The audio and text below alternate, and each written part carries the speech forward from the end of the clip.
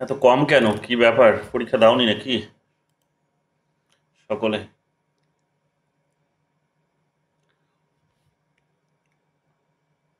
কতজন দিয়েছো এটা?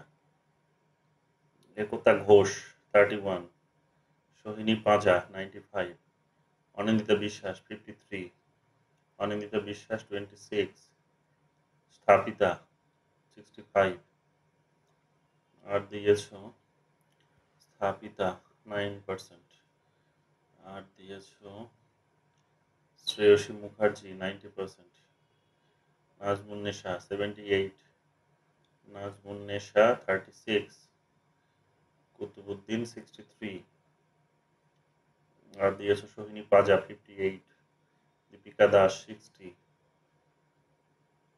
ঝিলিক দিয়েছো 87। ওকে, দেখতে পাচ্ছ না না? Wait, wait.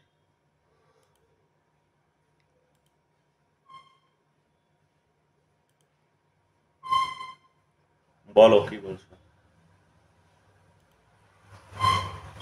স্যার ওটা আমি ওই যে প্রথমবারটা করে এক্সিট করে গেছিলাম, কারণ আমি একটা অপশনই দেখতে পাইনি। তো আমি তাই জন্য মানে সেকেন্ড টাইম দিয়েছিলাম, বাট আমি সেকেন্ড টাইমে মানে আমার ফার্স্ট পাঁচটা প্রশ্নের মধ্যে চারটে ঠিক ছিল, তো আমি সেকেন্ড টাইমেও সেটাই করেছি। মানে আমি ওই যেটা কারেক্ট আনসারটা জেনে গেছিলাম, ওটা তাও রঙই মার্ক করেছিলাম। হুম,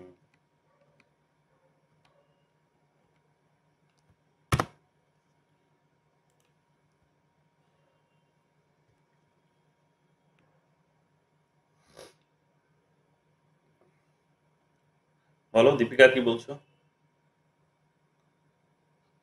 বলছিলাম আমার কয়েকটা বাকি আছে, আমি 5 মিনিটের মধ্যে দিয়ে দিচ্ছি। ঠিক আছে। সায়ন্তন ব্যানার্জি দিয়েছে 70%। 2 মিনিটে 70% কি করে সায়ন্তন? সায়ন্তন আছে? স্যার অ্যাকচুয়ালি এটা আমি সকালে সকালে আমি সলভ করেছিলাম কিন্তু সাবমিট করিনি। এখন ওরা এটাকে করে দিয়েছে, ওইটা তাড়াতাড়ি হয়ে গেছে। হুম, মানে সকালে আমার ওই 64 মতো কারেক্ট হয়েছিল। হুম, কনসালটেন্ট। আচ্ছা, একতা ঘোষ। তাহলে এই আর কি, কতজন করেছো তোমরা এটা? 16 জন, 15। ওকে, নাজমুন এসে বলো। হ্যাঁ দাদা, বলছিলাম প্রথমে আমি যেটা করেছিলাম ওটা আমি সাবমিট করিনি, মানে আমি কয়েকটা করতে করতে একটা কাজ করে উঠেছি, পরে দেখছি সাবমিট হয়েছে, তার জন্য দ্বিতীয়বার আবার করলাম। ও আচ্ছা আচ্ছা, ঠিক আছে। কতগুলো বিষয় এখানে দেখো, এই পার্টটা থেকে না অনেক প্রশ্ন আছে। নেটের প্রশ্নগুলো তোমরা দেখেছো বোধহয়, দুটো তিনটে পেয়েছো, কিন্তু নেটের আরো অনেক প্রশ্ন আছে। আহ, সেগুলো এখনো সেগ্রিগেট করা পসিবল হয়নি, তাই সেগুলো এখানে নেই, কিন্তু নেটের আরো অনেক প্রশ্ন আছে। হ্যাঁ, তো এটা একটু ভালো করে মাথায় রেখো, আরো অনেক পাবে তোমরা। ঠিক আছে? তোমরা বোধহয় আমার ছবি দেখতে পাচ্ছ না, না পাচ্ছ? পাচ্ছি স্যার। ওকে। পাচ্ছি স্যার। তো দেখো এখানে নাম্বার 1, কোয়েশনস নাম্বার 1, কিছু কিছু কোয়েশনস আমরা বাদ দেবো, কারণ ওগুলো কমেন্টেটার্সদের কোয়েশনস, কমেন্টেটারদের পার্টটাকে আমরা আলাদা করে পড়বো, এবং ওটা একটু পড়তে টাইম লাগবে আমাদের। আহ, আমি মেটেরিয়ালগুলো সব রেডি করে রেখেছি, বাট আমার ছেলেগুলো ঠিকঠাক আসছে না দেখে পাঠানো হচ্ছে না তোমাদের। তো হ্যাঁ, করে নে। তো সেখানে ওই বইটা দেবো তোমাদের, কমেন্টেটার্সের বইটা দেবো। ও একটা কমেন্টেটার্সের লিস্ট আছে, তো সেই লিস্টটা দেখে গেলেই দেখবে সব কমন পাবে। আশা করা যায় মোটামুটি সবই কমন। এটা কারেন্ট অ্যাফেয়ার্সের কোয়েশনস। এই ধরনের প্রশ্নগুলো যেহেতু হয়, তাই এটাকে কারেন্ট অ্যাফেয়ার্সে রেখেছিলাম আমি।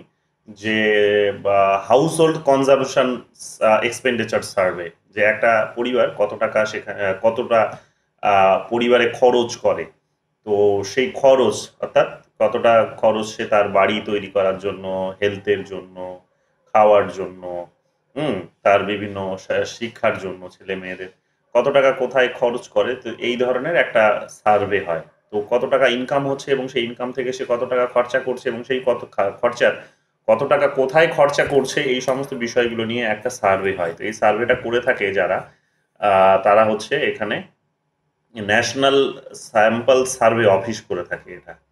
ঠিক আছে? ন্যাশনাল স্যাম্পল সার্ভে অফিস করে থাকে। এটা ভালো করে দেখে নিও। তো এই সার্ভেটা খুবই গুরুত্বপূর্ণ একটা সার্ভে। রিসেন্টলি 2022-23 সালে একটা সার্ভে এসেছে। তো একটু দেখে নিও এগুলো, এই ধরনের কোয়েশ্চেন্সগুলো পরীক্ষায় একেবারে ইনফরমেটিভ, এখানে বিশেষ কোনো ফিলসফি নেই। এটা বিশেষ করে বোঝার চেষ্টা করা হয় এই কারণে, সার্ভেগুলো এই কারণেই করা হয় যাতে করে বোঝা যায় যে ডিমান্ড কতটা আছে আমাদের, এবং ডিমান্ডের সেখানে জায়গাগুলো কোথায় আছে, এবং তাহলে সাপ্লাইটা দিতে সুবিধা হবে।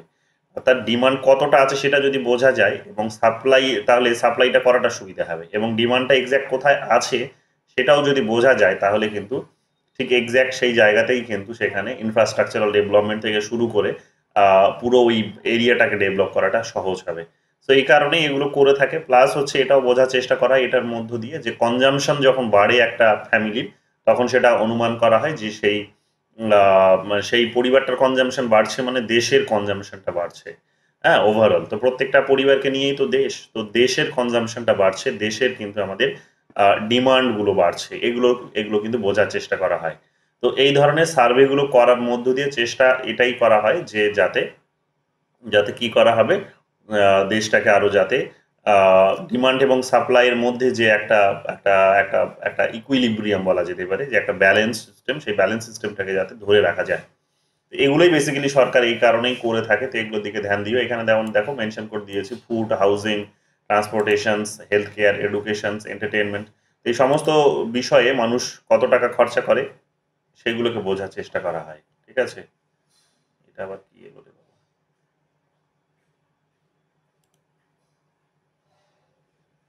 সে কি হচ্ছে, এটা কি?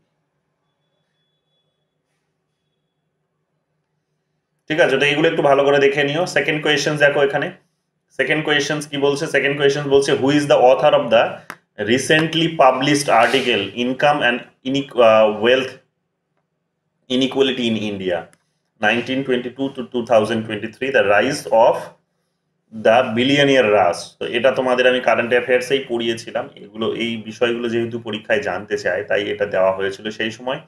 তো এখানে দেখে নাও পুরো পুরো বইটার যারা লেখক হচ্ছে তারা হচ্ছে এরা প্রত্যেকে মিলে লিখেছে। নিতিন কুমার ভারতী, লুকাস চান্সেল, থমাস পিকেটি এবং হচ্ছে অ্যানমল সোমানসি। তো এই কয়েকজন মিলে এই বইটাকে লিখেছেন, এডিটেড বই বলতে পারো। তো এই কয়েকজন মিলে লিখেছেন, যেখানে তারা চেষ্টা করেছেন 1920 থেকে 2023 সাল পর্যন্ত কোটিপতিদের সংখ্যাটা দেশে ভাবে বৃদ্ধি পেয়েছে, এবং তারা দেখানোর চেষ্টা করেছেন বিশেষভাবে 1990 এর পর থেকে দেশের কোটিপতিদের সংখ্যাটা আকাশ ছোঁয়া হয়েছে। অর্থাৎ সব থেকে বেশি যদি কোটিপতি সংখ্যা বৃদ্ধি পেয়েছে কোনো টাইম পিরিয়ডের মধ্যে, সেটা 1990 থেকে বর্তমান সময় পর্যন্ত, অর্থাৎ যখন থেকে লিবারালাইজেশন, প্রাইভেটাইজেশন, গ্লোবালাইজেশন আসছে। তো স্বাভাবিকভাবে বুঝতেই পারছো যে এগুলো দেশের জন্য, মানে দেশের এই সমস্ত রিপোর্ট ডেটাগুলো থাকাটা খুব গুরুত্বপূর্ণ। তো এই সুবাদেই এই পরীক্ষায় হয়তো প্রশ্নটা আসতে পারে। এরপরে দেখে নাও 3 নাম্বার কোয়েশ্চেন্স বলেছে হু পাবলিশ দ্য রিপোর্ট, এটাও কারেন্ট অ্যাফেয়ার্স এর questions, who publish the report of household consumption expenditure survey. তো এটা এক্ষুনি তোমরা দেখলে যে ন্যাশনাল স্যাম্পল সার্ভে অফিস এরাই এটাকে ইয়ে করে থাকে, এটাকে কিন্তু পাবলিশ করে থাকে।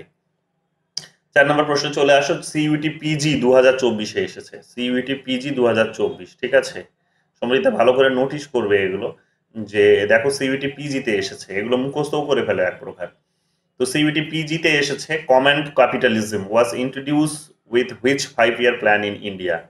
তো কমেন্ট ক্যাপিটালিজমের কথা তোমাদের গত ক্লাসেও বলেছি, তার আগের ক্লাসেও বলেছি। কমেন্ট ক্যাপিটালিজমের কনসেপ্টটা হচ্ছে এটাই যে ক্যাপিটালিজম যেটা, অর্থাৎ পুঁজিবাদ যে তৈরি হবে, সেই পুঁজিবাদের ক্ষেত্রে আমরা দেখতে পাবো কি যে স্টেটের একটা বলা যেতে পারে ইন্টারভেনশন থাকবে, স্টেট ইন্টারভেনশনে ক্যাপিটালিজম তৈরি হবে। তো কমেন্ট ক্যাপিটালিজম, স্টেটই সমস্ত কিছু রুলস, রেগুলেশনস, গাইডলাইন, ডিরেকশনস সমস্ত কিছু ডিসাইড করে দেবে, নীতি সমস্ত কিছু ডিসাইড করে দেবে, এবং কন্ট্রোলিং পাওয়ারটাও তাদেরই থাকবে, স্টেটের থাকবে। State will decide everything. তো এখানে আমরা দেখতে পাবো যে সেকেন্ড 5-year প্ল্যান যেটা এসেছিল সেখান থেকে আমরা দেখতে পাবো এটা শুরু হচ্ছে, যখন তোমরা দেখতে পাবে যে ওই নেহেরু মহালবনবিশ স্ট্র্যাটেজি যখন থেকে আসছে তখন থেকে এটা কিন্তু আলোচনায় উঠে আসছে। তো এটাও ভালো করে মাথায় রেখো। তো এটা আমরা দেখতে পাবো যে স্টেটই সমস্ত কিছু করছে, দেখতেই পাচ্ছ এখানে মহালবনবিশ মডেলও বলা হয় এটাকে, যেখানে বেসিক্যালি চেষ্টা করেছিল এটাই যে স্টিল কোম্পানি যে আছে, এনার্জি কোম্পানি আছে, ইনফ্রাস্ট্রাকচার কোম্পানি আছে, সেই সমস্ত কোম্পানিগুলোতে এই কোম্পানিগুলোকে দাঁড় করানোটা এখানে কিন্তু সরকারের কাজ ছিল, এই সমস্ত ইন্ডাস্ট্রিজগুলোকে দাঁড় করানোটা সরকারের কাজ ছিল। তো 1956 থেকে 61 পর্যন্ত যে সেকেন্ড 5-year প্ল্যানের যে টাইম পিরিয়ড ছিল সেখানে এটাকে দাঁড় করানোর একটা টার্গেট নেওয়া হয়েছিল। ঠিক আছে, এগুলো একটু দেখে নিই, এগুলো বলেছি তোমাদের। এরপরে চলে আসো জেএনইউ এর কোয়েশ্চেন্স, এমএতে এসেছে 2020 সালে। এই প্রশ্ন খুব গুরুত্বপূর্ণ প্রশ্ন, ভালো করে দেখো। এখানে বলেছে consider the implications of new economic policy of reforms as implemented in India in 1991। তো এখানে কোয়েশ্চেন্স বলছে দেখো, it has led to significant reductions in the level of poverty in India. যে হ্যাঁ, দারিদ্রতার যে হারটা সেটা কমেছে, দারিদ্রতার হারটা কমেছে। এটা অনেকে তোমরা কনফিউজড হয়, বা মাঝে মাঝে আমিও এটা বলতে গিয়ে কনফিউজড হই তোমাদের, মানে কনফিউজ মানে হয়তো স্লিপ অফ টাঙে বেরিয়ে যায়। সেটা হচ্ছে যে যখন দেশে উন্নতি হবে, যখন বড় বড় ইন্ডাস্ট্রি আসবে, সেটা হচ্ছে ইন্ডাস্ট্রি আসলে এটা একেবারে স্বাভাবিক কথা যে সেই ইন্ডাস্ট্রির মধ্য দিয়ে দেশের উন্নতি হবে। তো প্রত্যেকটা মানুষের এমপ্লয়মেন্ট হবে, অর্থাৎ শুরুতে যে এমপ্লয়মেন্ট যতটা মানুষ পেত বা যতটা আমাদের বেকারত্বের সংখ্যা ছিল, এখন সেই সংখ্যাটা কিন্তু নেই। বেকারত্বের সংখ্যাটা আগের থেকে অনেক কমে এসেছে, এটা কিন্তু ঠিক। বেকারত্বের সংখ্যা কমার অর্থ হচ্ছে যে সেখানে দারিদ্রতা কমবে, দারিদ্রতা কমবে দেশের মধ্যে। ঠিক আছে, কিন্তু যখন এই নিউ ইকোনমিক রিফর্মসটা যখন এসেছে 1991-এ, তখন যেটা হয়েছে সেটা হচ্ছে যে হয়তো এমপ্লয়মেন্ট বৃদ্ধি পেয়েছে, এটা ঠিকই, কিন্তু বড়লোক আর গরিবের মধ্যে ভেদাভেদটা বৃদ্ধি পেয়েছে, অর্থাৎ যেটাকে বৈষম্য বলা হয়, সেই বৈষম্যটা বৃদ্ধি পেয়েছে। গ্যাপটা, কোটিপতি আর সাধারণ মানুষের মধ্যে যে গ্যাপ, সেই গ্যাপটা আরো অনেক চওড়া হয়েছে। এটা হচ্ছে নেগেটিভ একটা ইম্প্যাক্ট। বাট পজিটিভ ইম্প্যাক্ট এটা যে লং রানে কি হতে পারে, যে দেশটার যে দারিদ্রতা আছে সেই দারিদ্রতাও দূর হতে পারে। অর্থাৎ যারা একেবারে বিলো পভার্টি লাইনে আছে তাদেরকে হয়তো সেখান থেকে বের করে নিয়ে আসা যেতে পারে। তো এটা এটা কিন্তু এটার মধ্য দিয়ে যে একেবারেই হবে না তা কিন্তু নয়, তো এটা কিন্তু হয়। তো এই কারণে এ নাম্বারটা ঠিক হয়েছে। বি নাম্বার দেখো কি বলছে, it has led to India registering on an average 6% of growth in the last 30 years, making it one of the fastest growing economy in the world. হ্যাঁ, এটাও ঠিক, এটাও হয়েছে। যে আমরা দেখতে পাবো যে 1991 থেকে এখনো পর্যন্ত যদি তোমরা একটা অ্যাভারেজ দেখো, তাহলে দেখবে 6% অ্যাভারেজে আমাদের কিন্তু গ্রোথ হয়েছে, এবং এটা আরো নাকি ছাড়িয়ে যাবে, 7% যাবে, 6.5% যাবে, এরকম একটা এভারেজও মাঝে মাঝে উঠে আসে। এখন দেখবে কোয়ার্টারলি হিসাব করা হয়, কোয়ার্টারলি হিসাব করা হয়, হাফ ইয়ারলি হিসাব করা হয়। তো কোয়ার্টারলি হাফ ইয়ারলি যে রিপোর্টগুলো আসে, সেখানে তোমরা দেখবে যে কোনো একটা কোয়ার্টারে আমাদের দেখবে প্রোগ্রেসটা অনেক বেশি হয়, কোনো একটা কোয়ার্টারে আবার দেখবে কমে যায়। তো এই ধরনের ঘটনাগুলোও ঘটে, এই রিপোর্টসগুলোর দিকে নজর রাখলে তোমরা দেখতে পাবে। তো এখানে আমরা দেখতে পাচ্ছি অ্যাভারেজ আমাদের 6% একটা কিন্তু গ্রোথ হয়েছে লাস্ট 30 ইয়ার্স, এটা ঠিক। আবার এটাও ঠিক যে আমাদের ইন্ডিয়ান ইকোনমি এখন গোটা বিশ্বের মধ্যে ফাস্টেস্ট গ্রোয়িং ইকোনমি হিসেবে কিন্তু উঠে এসেছে। গোটা বিশ্বের মধ্যে ফাস্টেস্ট গ্রোয়িং ইকোনমি হয়ে উঠে আসার অন্যতম কারণ হচ্ছে যে ইন্ডিয়া তো হচ্ছে বড় জনসংখ্যার দেশ, নাম্বার ওয়ান। যে বড় জনসংখ্যার দেশ হওয়ার সুবাদে এখানে মানুষের কনজামশন পাওয়ারটা ভীষণ হাই। প্লাস হচ্ছে বড় দেশ হওয়ার সুবাদে, মানে যেমন হচ্ছে এখানে প্রচুর সম্পদ আছে, তেমনি হচ্ছে মানে যেমন এখানে ন্যাচারাল কতগুলো রিসোর্সেস আছে, তেমনি আবার এখানে আমরা দেখতে পাবো হিউম্যান রিসোর্সের সংখ্যাটা অনেক বেশি। মানে 140 কোটি জনসংখ্যার দেশ, তো 140 কোটি জনসংখ্যা যদি কাজ করার সুযোগ পায়, তারা যদি প্রপার কাজ করে, এবং প্রত্যেকেই কাজ করে, কিন্তু কথাটা হচ্ছে তাদের কোয়ালিটিটা যদি বৃদ্ধি পায় কাজের, তাহলে কি হবে, আরো অনেক ইনফ্রাস্ট্রাকচার নিয়ে আরো অনেক বেনিফিট যদি তাদেরকে দেওয়া যেতে পারে, তাদের অনেক যদি স্কিলস ইমপ্রুভমেন্ট করা যেতে পারে, তাহলে আলটিমেটলি তাদের কিন্তু কি হবে, তাদের হাত ধরে কিন্তু দেশের অনেক গ্রোথ আসবে, তাদের হাত ধরে দেশে অনেক ডেভেলপমেন্ট হবে। তো এটা যেমন একটা বিষয়, এই কারণে একটা এটা হচ্ছে নাম্বার ওয়ান। নাম্বার টু হচ্ছে এটা যে যে বলা যেতে পারে যে আমাদের দেশ ফাস্টেস্ট গ্রোয়িং হবে, তার অন্যতম কারণ হচ্ছে যে এশিয়াতে মানে মানে এই মুহূর্তে তোমরা দেখতে পাবে যে বিশ্বের বিভিন্ন দেশগুলিতে যারা ডেভেলপ অলরেডি করে গেছে, তো তারা তো ইনফ্রাস্ট্রাকচারাল ডেভেলপমেন্ট তাদের হয়েছে বলে ডেভেলপ করে গেছে, তাদের ডেভেলপমেন্ট আর বিশেষ কোনো বড় কোনো অ্যাচিভমেন্ট তাদের দেখতে পাওয়া যাচ্ছে না। তার অন্যতম কারণটা হচ্ছে যে সেই দেশের জনসংখ্যার একটা নিয়ন্ত্রণ, সেই দেশের জনসংখ্যার কিন্তু একটা বলা যেতে পারে, বা যেটাকে বলা হচ্ছে হিউম্যান রিসোর্স। এই হিউম্যান রিসোর্সের একটা বড় ধরনের লিমিটেশনস তাদের দেখা যাচ্ছে। যেহেতু হিউম্যান রিসোর্সের লিমিটেশনস আছে, তাদের দেশের যে গ্রোথ, সেই গ্রোথ তার এগোতে পারছে না। নতুন কোনো ইনোভেশনস বড় যেটা হয়তো এক্সপেক্ট করা হচ্ছিল, সেটা হয়তো আর আসবে না বা আসছে না। প্লাস তাদের নিজেদের দেশে লেবারের একটা শর্টেজ দেখা যাচ্ছে। তো ফলে আলটিমেটলি কি হচ্ছে, আলটিমেটলি তাদেরকে বিশ্বের বিভিন্ন দেশ থেকে কি করতে হচ্ছে না, লেবার নিয়ে যেতে হচ্ছে। যেমন ইন্ডিয়া, বাংলাদেশ, শ্রীলঙ্কা, নেপাল, এই সমস্ত দেশগুলিতে থেকে তোমরা দেখবে যে প্রচুর, এবং আফ্রিকারও প্রচুর দেশ থেকে তারা দেখবে প্রচুর মানুষ তারা বিশ্বের বিভিন্ন দেশে গিয়ে কাজ করছে, অর্থাৎ ডেভেলপ কান্ট্রিজগুলিতে কাজ করছে। তো সেইখানে তারা কাজ করেও এক প্রকার রেমিটেন্সে এই সমস্ত দেশগুলিতেও পাঠাচ্ছে, ওই রেমিটেন্সে এখানকার উন্নতিও হচ্ছে।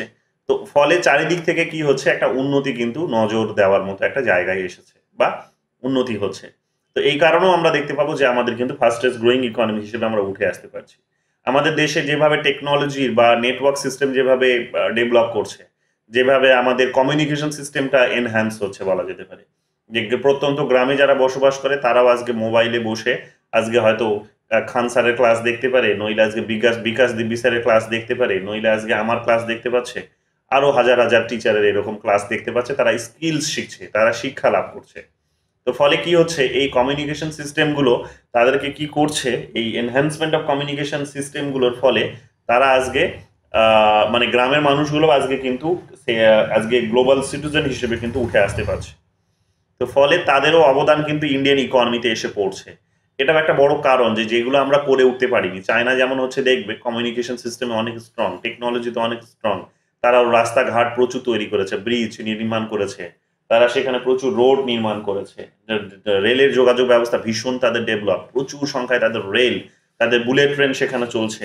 আমরা সেই জায়গাগুলোতে কোনো ফোকাস দিতেই পারিনি, আমাদের রাজনীতির কারণে আমরা এগুলো করে উঠতে পারিনি। প্লাস এটাও বলতে পারো যে আমরা আমরা আমরা ডাইভার্সিটিতে আমাদের এত বেশি যে আমরা এগুলো করে উঠতে পারিনি।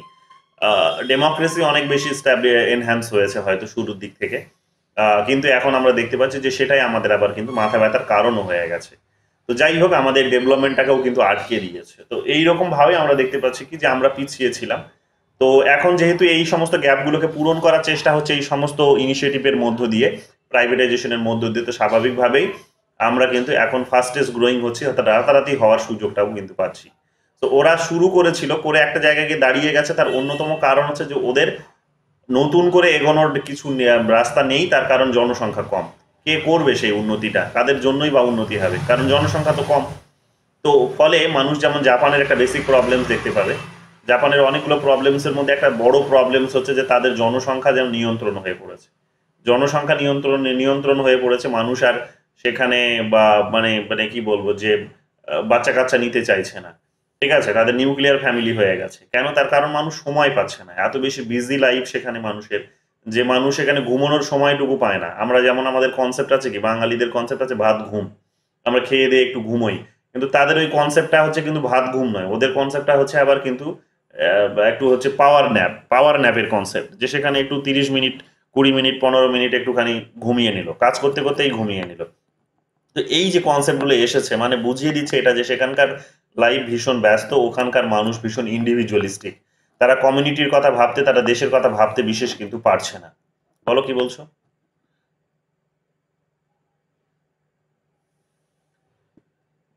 তো এখানে আমরা কি দেখতে পাচ্ছি, এখানে আমরা দেখতে পাচ্ছি যে এই সমস্ত প্রবলেমগুলো তাদেরকে কি করেছে, এই সমস্ত প্রবলেমগুলো আজ আমরা দেখতে পাচ্ছি যে তাদের উন্নতি করতে দিচ্ছে না। বাট আমরা সেখানে আমরা দেখতে পাচ্ছি যে আমাদের দেশে কিন্তু সেগুলো একটা বড় অপরচুনিটিস আছে। জাপান এই কারণে তোমরা দেখবে এই প্রবলেমগুলোকে থেকে ওভারকাম করার জন্য এক তো প্রচুর বিদেশি তারা যেমন সেখানে ওয়েলকাম করছে। যেমন দেখবে কি কয়েক বছর আগে বাংলাদেশে, 2-3 বছর আগেই বোধহয় লকডাউনের আগে বাংলাদেশের এই জাপানের একটা টিম, স্টুডেন্টদের একটা টিম এখানে এসেছিল। কেন না? তারা বাংলা ভাষা শিখতে চায়। কি করবে তারা বাংলা ভাষা শিখে? বাংলা ভাষা শিখে তারা ওখানে যে বাঙালি আছে, বাংলা কালচার আছে, সেটাকে তারা প্রমোট করতে চায়। দ্যাট মিন সেটা তারা করতে চাইছে, সেটাকে তার অন্যতম কারণ হচ্ছে যে প্রচুর কলকাতা থেকে বলতে পারো বা পশ্চিমবঙ্গ থেকে বলতে পারো আর বাংলাদেশ থেকেই বলতে পারো যে প্রচুর বাঙালি সেখানে গেছে, গিয়ে তারা ওখানে গিয়ে তাদের ইকোনমিতে একটা বড় পার্ট হিসেবে উঠে এসেছে। এবার সরকারের লোকেরা যদি বাংলা ভাষা না জানে তাহলে তো মুশকিল।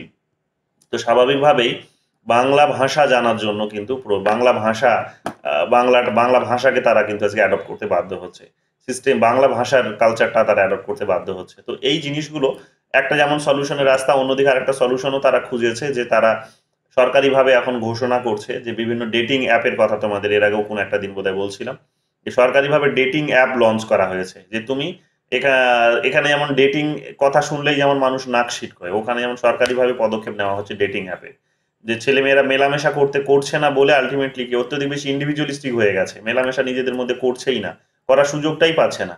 তো সরকার ইনিশিয়েটিভ নিয়ে এখন তাদের নিজেদের মধ্যে ডেট করে দিচ্ছে, যে তোমরা নিজেরা যাও, একটা গিয়ে জায়গায় বসো, গল্প গুজব করো, ফ্যামিলি প্ল্যানিং এর কথা চিন্তা ভাবনা করো, জনসংখ্যা বৃদ্ধি পাক, এই যে ভাবনা চিন্তাগুলো এগুলো করছে। যাই হোক, গভীরে যাচ্ছি না আমি, এগুলো অনেক কথা বলতে হয় এগুলো বলতে হলে। সি নাম্বারটা দেখো কি বলছে, it has led to accentuation of interstate and intrastate disparities. হ্যাঁ, এটাও ঠিক যে এটাকে বাড়িয়ে দিয়েছে বলতে পারো, যে ইন্ট্রাস্টেট এবং ইন্টারস্টেট, যে একটা রাজ্যের মধ্যে কি হচ্ছে, রাজ্যগুলোর মধ্যে যেমন হচ্ছে কি ডিসপ্যারিটিস তৈরি হয়েছে, বৈষম্য তৈরি হয়েছে, ডিসপ্যারিটিস তৈরি হয়েছে, মানে বৈষম্য, যে যারা হচ্ছে টেকনোলজিতে উন্নত, যাদের ক্যাপিটাল আছে, যাদের জনসংখ্যা বেশি, যাদের ক্যাপিটাল আছে, যারা অনেক বেশি মডার্ন এডুকেশনসকে অ্যাডপ্ট করতে পেরেছে, তারা কি করেছে, তারা কিন্তু অনেকটা এগিয়ে গেছে। আবার অন্যান্য অঞ্চলগুলো যেগুলো পাহাড়ি অঞ্চল, যেগুলো হয়তো সেখানে বিভিন্ন দুর্গম এলাকা, যেখানে গ্রামীণ এলাকা যেখানে আছে, বেশি ট্রাইবাল এলাকা আছে, সেখানকার অঞ্চলগুলো দেখবে এদের ক্যাপিটালও অনেকটাই কম দেখবে। তো এরা কি করছে, এরা কিন্তু পিছিয়ে পড়ছে, কমিউনিকেশন সিস্টেমে এরা পিছিয়ে পড়ছে, মডার্ন এডুকেশনে পিছিয়ে পড়ছে। তো আলটিমেটলি এই নিউ ইকোনমিক পলিসিগুলোর কারণেও কিন্তু এটাও কিন্তু হচ্ছে, যে একটা ডিসপ্যারিটিস তৈরি হচ্ছে, অর্থাৎ যারা অলরেডি সমৃদ্ধ আছে তারা আরো বেশি সমৃদ্ধশালী হবে, আর যারা পিছিয়ে আছে তারা তারা হয়তো উন্নতি হবে, এমন নয় যে উন্নতি হবে না, তাদেরও উন্নতি হবে, কিন্তু যারা সমৃদ্ধশালী তাদের থেকে এদের দূরত্বটা কিন্তু অনেক বাড়বে, গ্যাপটা অনেক বেশি বৃদ্ধি পাবে। তো এই জিনিসগুলো যেমন হচ্ছে, আবার ইন্টারস্টেটও হচ্ছে, ইন্টারস্টেট মানে হচ্ছে ইন্টারস্টেট, তো এটা ইন্ট্রাস্টেটটা হচ্ছে কি, ইন্ট্রাস্টেট হচ্ছে রাজ্যের মধ্যেও কিন্তু হবে, যে জেলাগুলো কিছু কিছু জেলা পিছিয়েই থাকবে, কিছু কিছু জেলা আবার অনেক এগিয়ে যাবে। যেমন দেখবে কলকাতার আশেপাশে যে জেলাগুলো আছে, উত্তর চব্বিশ পরগনা, নর্থ চব্বিশ পরগনা, সাউথ চব্বিশ পরগনা, হাওড়া, হুগলি, হ্যাঁ, এই সমস্ত জেলাগুলো তোমরা দেখবে খুব সমৃদ্ধি করেছে, তাদের এগ্রিকালচারাল সেক্টর থেকে শুরু করে, তাদের ফার্মিং সেক্টর থেকে শুরু করে সমস্ত কিছু, হ্যাঁ, সমস্ত কিছু তারা বেশ প্রোগ্রেস করেছে। কেন? কারণ এখানকার কমিউনিকেশন সিস্টেম ভীষণ স্ট্রং। এখান থেকে একেবারে সুন্দরবন পর্যন্ত রেলের যোগাযোগ ব্যবস্থা আছে। তো এত বড় একটা জেলাকে সেখানে দেখবে লোকাল ট্রেন দিয়ে সেখানে ঘেরাও করে ফেলা হয়েছে। তো কমিউনিকেশন ভালো আছে। ওখানে যে সমস্ত চাষবাস হচ্ছে, মানুষ এখানে এসে সেখানে বিক্রি করার সুযোগ পাচ্ছে। তো এখানকার কৃষকদেরও অবস্থা অনেকটা উন্নত। তো এখানে কি হচ্ছে, যে এখানকার কৃষকরা যতটা উন্নত হতে পেরেছে, কলকাতার আশেপাশে যারা আছে তারা যতটা উন্নত হতে পেরেছে, বা ইন জেনারেল যেটাকে সাউথ বেঙ্গল বলা হচ্ছে, তো সাউথ বেঙ্গলের যতটা উন্নতি হয়েছে, সাউথ বেঙ্গল সব কটা বলবো না, তো এই আর কি কলকাতার কেন্দ্রটাকে নিলেই আর কি, যেটাকে প্রেসিডেন্সি ডিভিশন বলা হয়, তো প্রেসিডেন্সি ডিভিশনসটা যতটা প্রোগ্রেস করেছে, তুমি নর্থ বেঙ্গল ডিভিশনসকে সেখানে এতটা প্রোগ্রেস করতে দেখতে পাবে না তুমি। কেন? কারণ এদের এত ব্যবসা বাণিজ্য হচ্ছে না সেখানে, ওদের ওখানে কমিউনিকেশন সিস্টেম ভীষণ খারাপ। যেমন দেখবে দক্ষিণ দিনাজপুর, উত্তর দিনাজপুর, এগুলো যেমন হচ্ছে ডেপ্রিভেশনাল লিস্টে আছে। ভারত সরকার একটা লিস্ট বের করেছে, জেলার একটা লিস্ট বের করেছে গোটা ভারতবর্ষ জুড়ে, যে যেই জেলাগুলো হচ্ছে ডিপ্রাইভড, বঞ্চিত যারা, তো ডেপ্রিভেশনাল ডিস্ট্রিক্টের লিস্ট একটা বের করেছে। সেই লিস্টে দেখবে এই সমস্ত জেলাগুলো ঠাঁই পেয়েছে। কোনগুলো? উত্তর দিনাজপুর, দক্ষিণ দিনাজপুরের মতো জেলা। কেন? কারণ এখানে কোনো কমিউনিকেশন সিস্টেম ভালো নেই, এখানে মানে মানে কমিউনিকেশন সিস্টেম নেই, শিক্ষার হার নেই, এই সমস্ত কিছুগুলো হচ্ছে। তো ফলে আলটিমেটলি কি হচ্ছে, এরা এখনো ওই গ্লোবালাইজেশনের পার্ট হয়ে উঠতে পারেনি, নিউ ইকোনমিকের বেনিফিটটা এরা কিন্তু পায়নি। তো এই প্রবলেমগুলো তোমরা দেখতে পাবে, এবং এই কারণেও তোমরা দেখবে যে কিছু কিছু ইনস্টিটিউশনস, যেমন একমাত্র দেশের মধ্যে বোধহয় জেএনইউ আছে, জেএনইউ, জওহরলাল নেহরু ইউনিভার্সিটি, ভারতবর্ষের 1 নম্বর, এখন বোধহয় সেকেন্ড পজিশনে আছে। তো সেকেন্ড পজিশনে জেএনইউ আছে। এইবারে যে র্যাঙ্কিং 2-4 দিন আগে বেরোলো, সেখানে তোমরা নিশ্চয়ই দেখেছো। দেখবে তোমরা যে জেলা ভিত্তিক রিজার্ভেশনের ব্যবস্থা করেছে, যে ডিপ্রাইভ যে সমস্ত জেলাগুলো আছে তাদের জন্য রিজার্ভেশনের ব্যবস্থা আছে সেখানে। মহিলাদের জন্য যেমন রিজার্ভেশনের ব্যবস্থা আছে জেন্ডারের পার্সপেক্টিভ থেকে, কাস্টের পার্সপেক্টিভ থেকে, যেমন হচ্ছে এসসি এসটি ওবিসিদের রয়েছে, আবার হচ্ছে রিজিয়নাল রিজার্ভেশনেরও ব্যবস্থা তারা করেছে। তো কিছু কিছু ডিস্ট্রিক্টের জন্য রিজার্ভেশন হয়েছে। কোন ডিস্ট্রিক্ট? না, যেগুলো হচ্ছে এই পিছিয়ে পড়া ডিস্ট্রিক্ট। তো এদেরকে উন্নতি করার জন্য, এদের উন্নতির জন্য কিন্তু এই ধরনের কিছু ইনিশিয়েটিভ নেওয়া হয়েছে। তো সেখানে দেখতে পাবে এই সমস্ত জেলাগুলো সেখানে পশ্চিমবঙ্গের মধ্যে কিন্তু রয়েছে, এবং এদের জন্য বিশেষ এই সমস্ত জেলার ছেলে মেয়েরা জেএনইউতে যদি পরীক্ষা দিতে যায়, তাহলে তারা এক্সট্রা 6% রিজার্ভেশন পাবে। তো এই সমস্ত বেনিফিটস গুলো সেখানে কিন্তু আছে। যাই হোক, এগুলো দেখে নিও।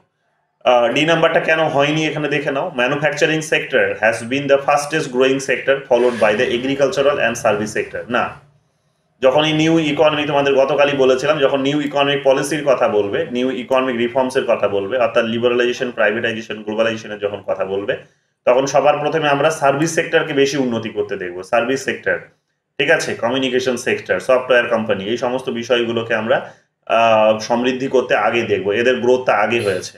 গতকালই তোমাদের ক্লাসে এগুলো বলছিলাম। তারপরে হয়েছে তারপরে হয়েছে ম্যানুফ্যাকচারিং, তারপরে ম্যানুফ্যাকচারিং, তারপরে এখানে এগ্রিকালচারাল আসবে। তিনটে, এই সিকোয়েন্সটাকে মাথায় রাখবে।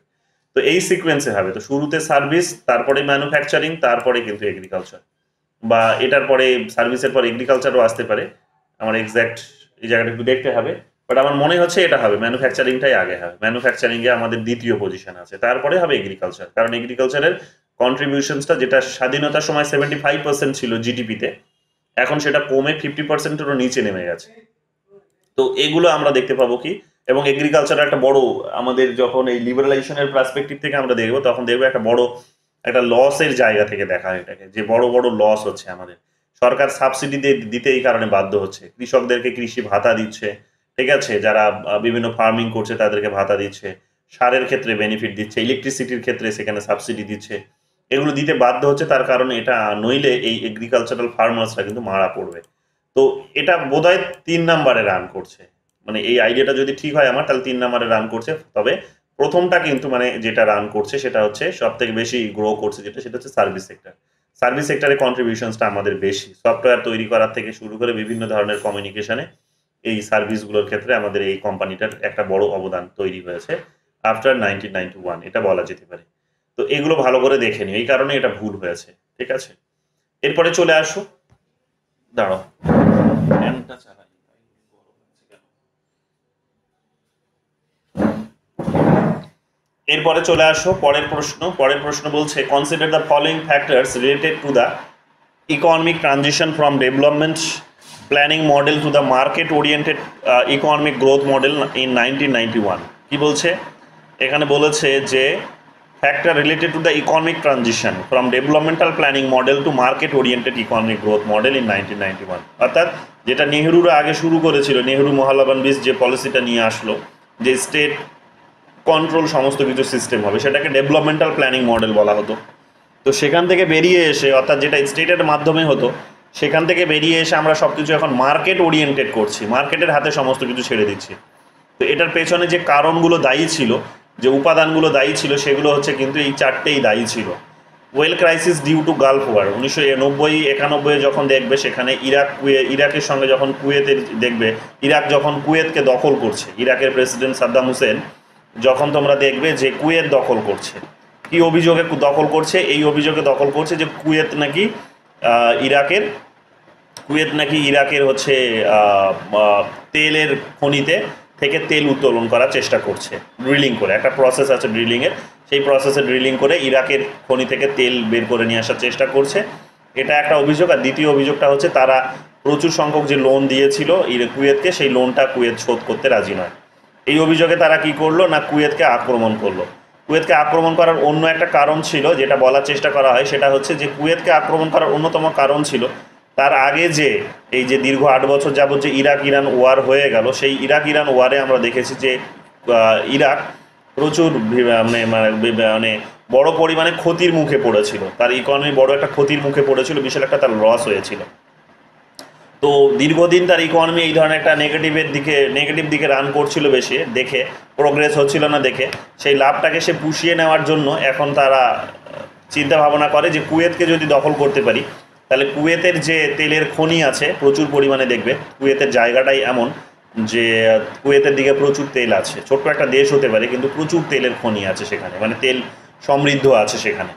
তো সেখান থেকে কি করা যাবে না, সেই তেলটাকে বা সেই খনিগুলোকে দখল করা যাবে, এবং এতে করে কি হবে, ইরাক একাই গোটা বিশ্বের মধ্যে 20% তেলের খনির মালিক হয়ে যাবে, তেল উৎপাদনের মালিক হয়ে যাবে, এক প্রকার বলতে পারো 20% তেলের মালিকানা তার হাতে চলে আসবে।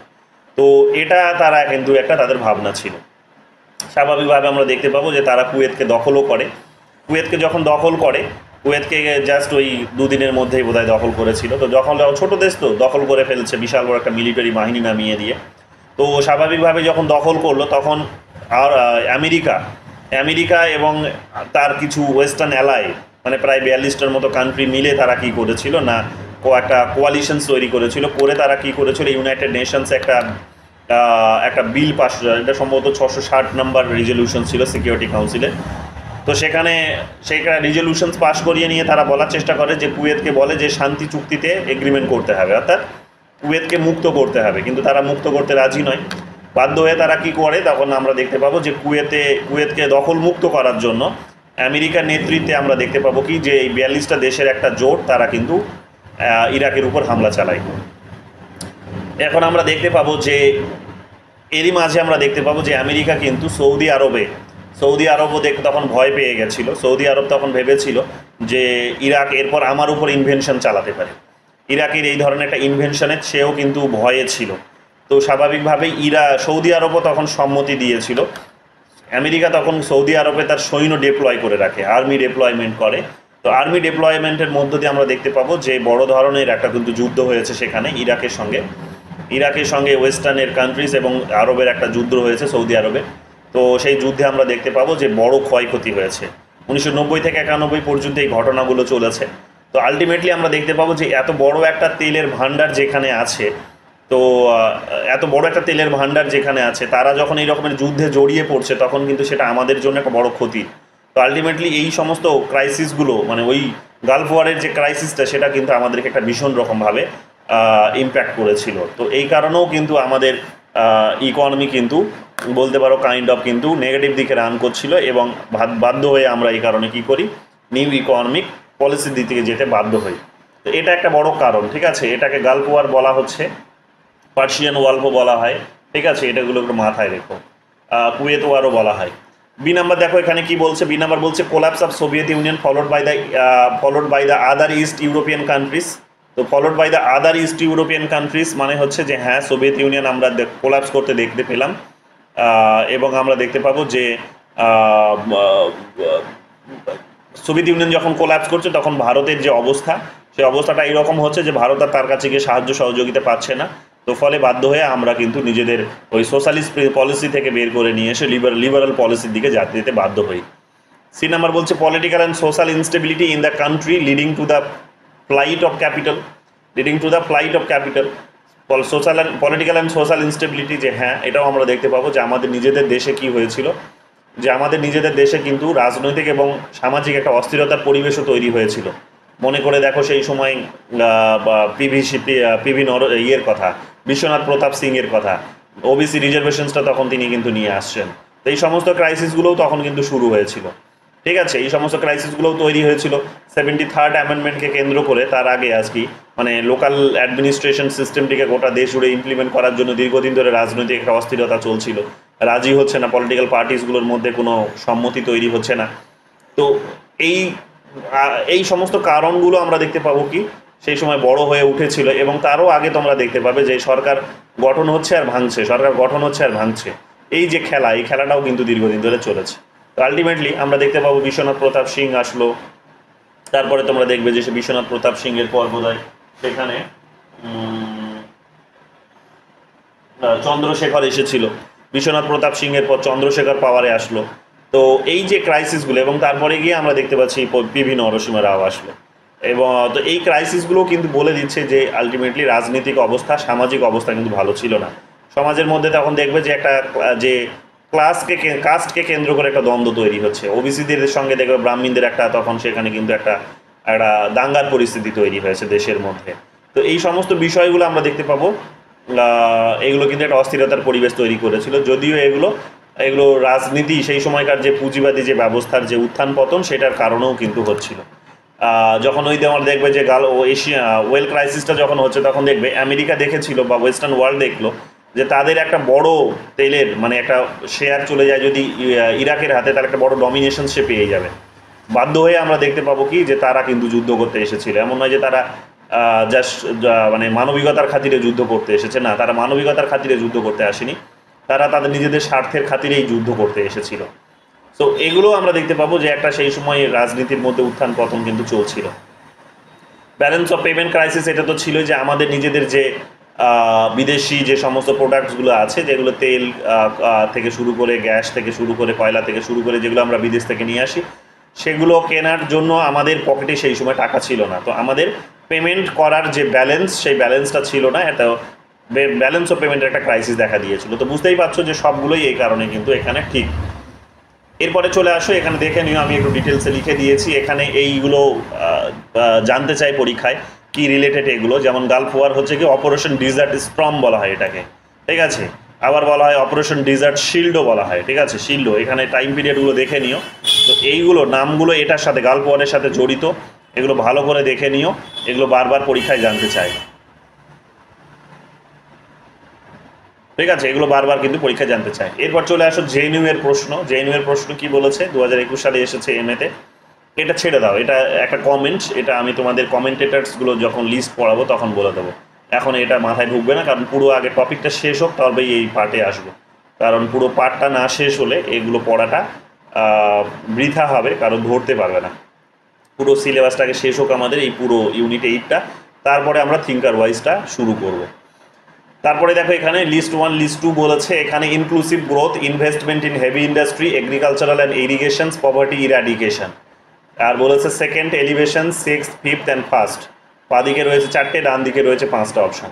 তো এখানে আমরা দেখতে পাবো যে যদি ফার্স্ট 5 ইয়ার প্ল্যানের কথা বলো, তাহলে ফার্স্ট 5 ইয়ার প্ল্যানে আমরা এগ্রিকালচারাল ইরিগেশন দেখেছি।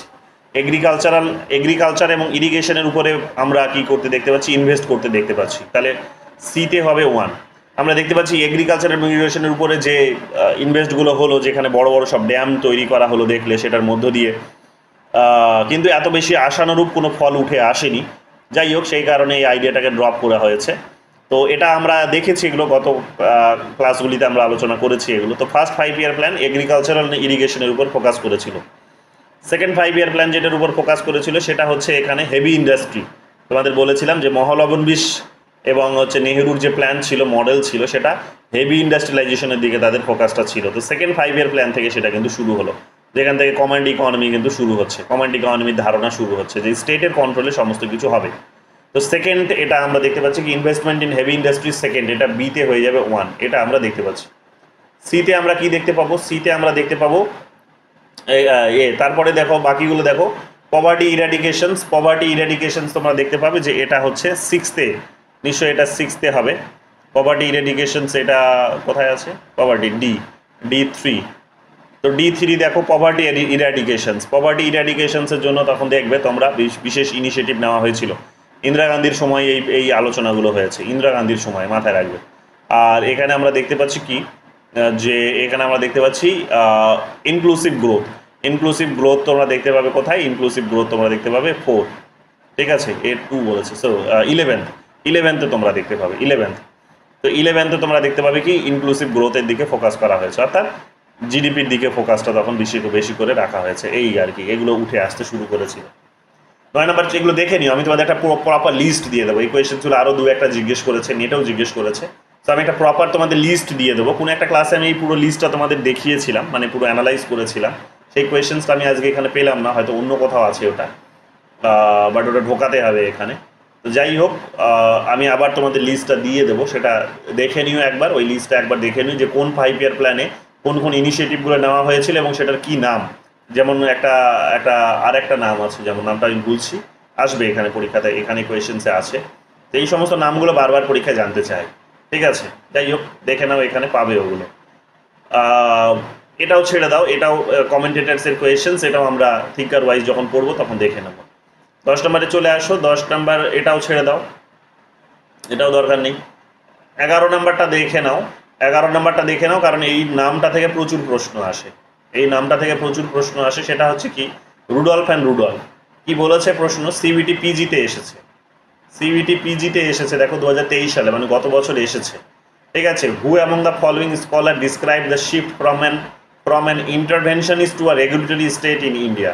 তো ইন্টারভেনশনিস্ট থেকে রেগুলেটরের স্টেটের পর্যায়ে চলে যায়, অর্থাৎ মানে আগে সমস্ত কিছুতে স্টেট ইন্টারভেন করতো, স্টেট মানে সরাসরি হস্তক্ষেপ করতো, এখন আর হস্তক্ষেপ করবে না, এখন শুধু জাস্ট নিয়মকানুনগুলো তৈরি করে দিয়েছে, সেই নিয়মকানুনগুলোই শুধুখানি সরকার ফলো করবে, সেই নিয়মকানুনগুলোর মধ্য দিয়েই জাস্ট কন্ট্রোল করার চেষ্টা করবে।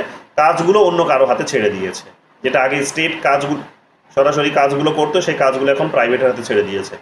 তো রেগুলেটরির এই যে কনসেপ্টগুলো, ইন্টারভেনশন থেকে রেগুলেশনের যে একটা শিফট, এই শিফটটা এখানে রুডলফ অ্যান্ড রুডলফ বলার চেষ্টা করেছেন, ঠিক আছে, যারা ওই বুলক কার্ট ক্যাপিটালিজমের কথা বলেছেন, অর্থাৎ গরুর গাড়ি টানা হচ্ছে পুঁজিবাদ। তো গরুর গাড়ির টানার পুঁজিবাদের কথা এরাও বলেছেন, এই বইটা দেখে নিও। এবং এদের লেখা একটা বিখ্যাত বইও আছে, লাক্সমি ইন পারসুইট সম্ভবত একটা এরকম একটা বই আছে। এই বইটাও বারবার পরীক্ষা জানতে চাই, নেটেও জানতে চাই, সিবিটি পিজিতেও জানতে চাই, ভালো করে এটা কিন্তু দেখে নাও, বারবার এই নামটা থেকে কোয়েশ্চেন্স আসে।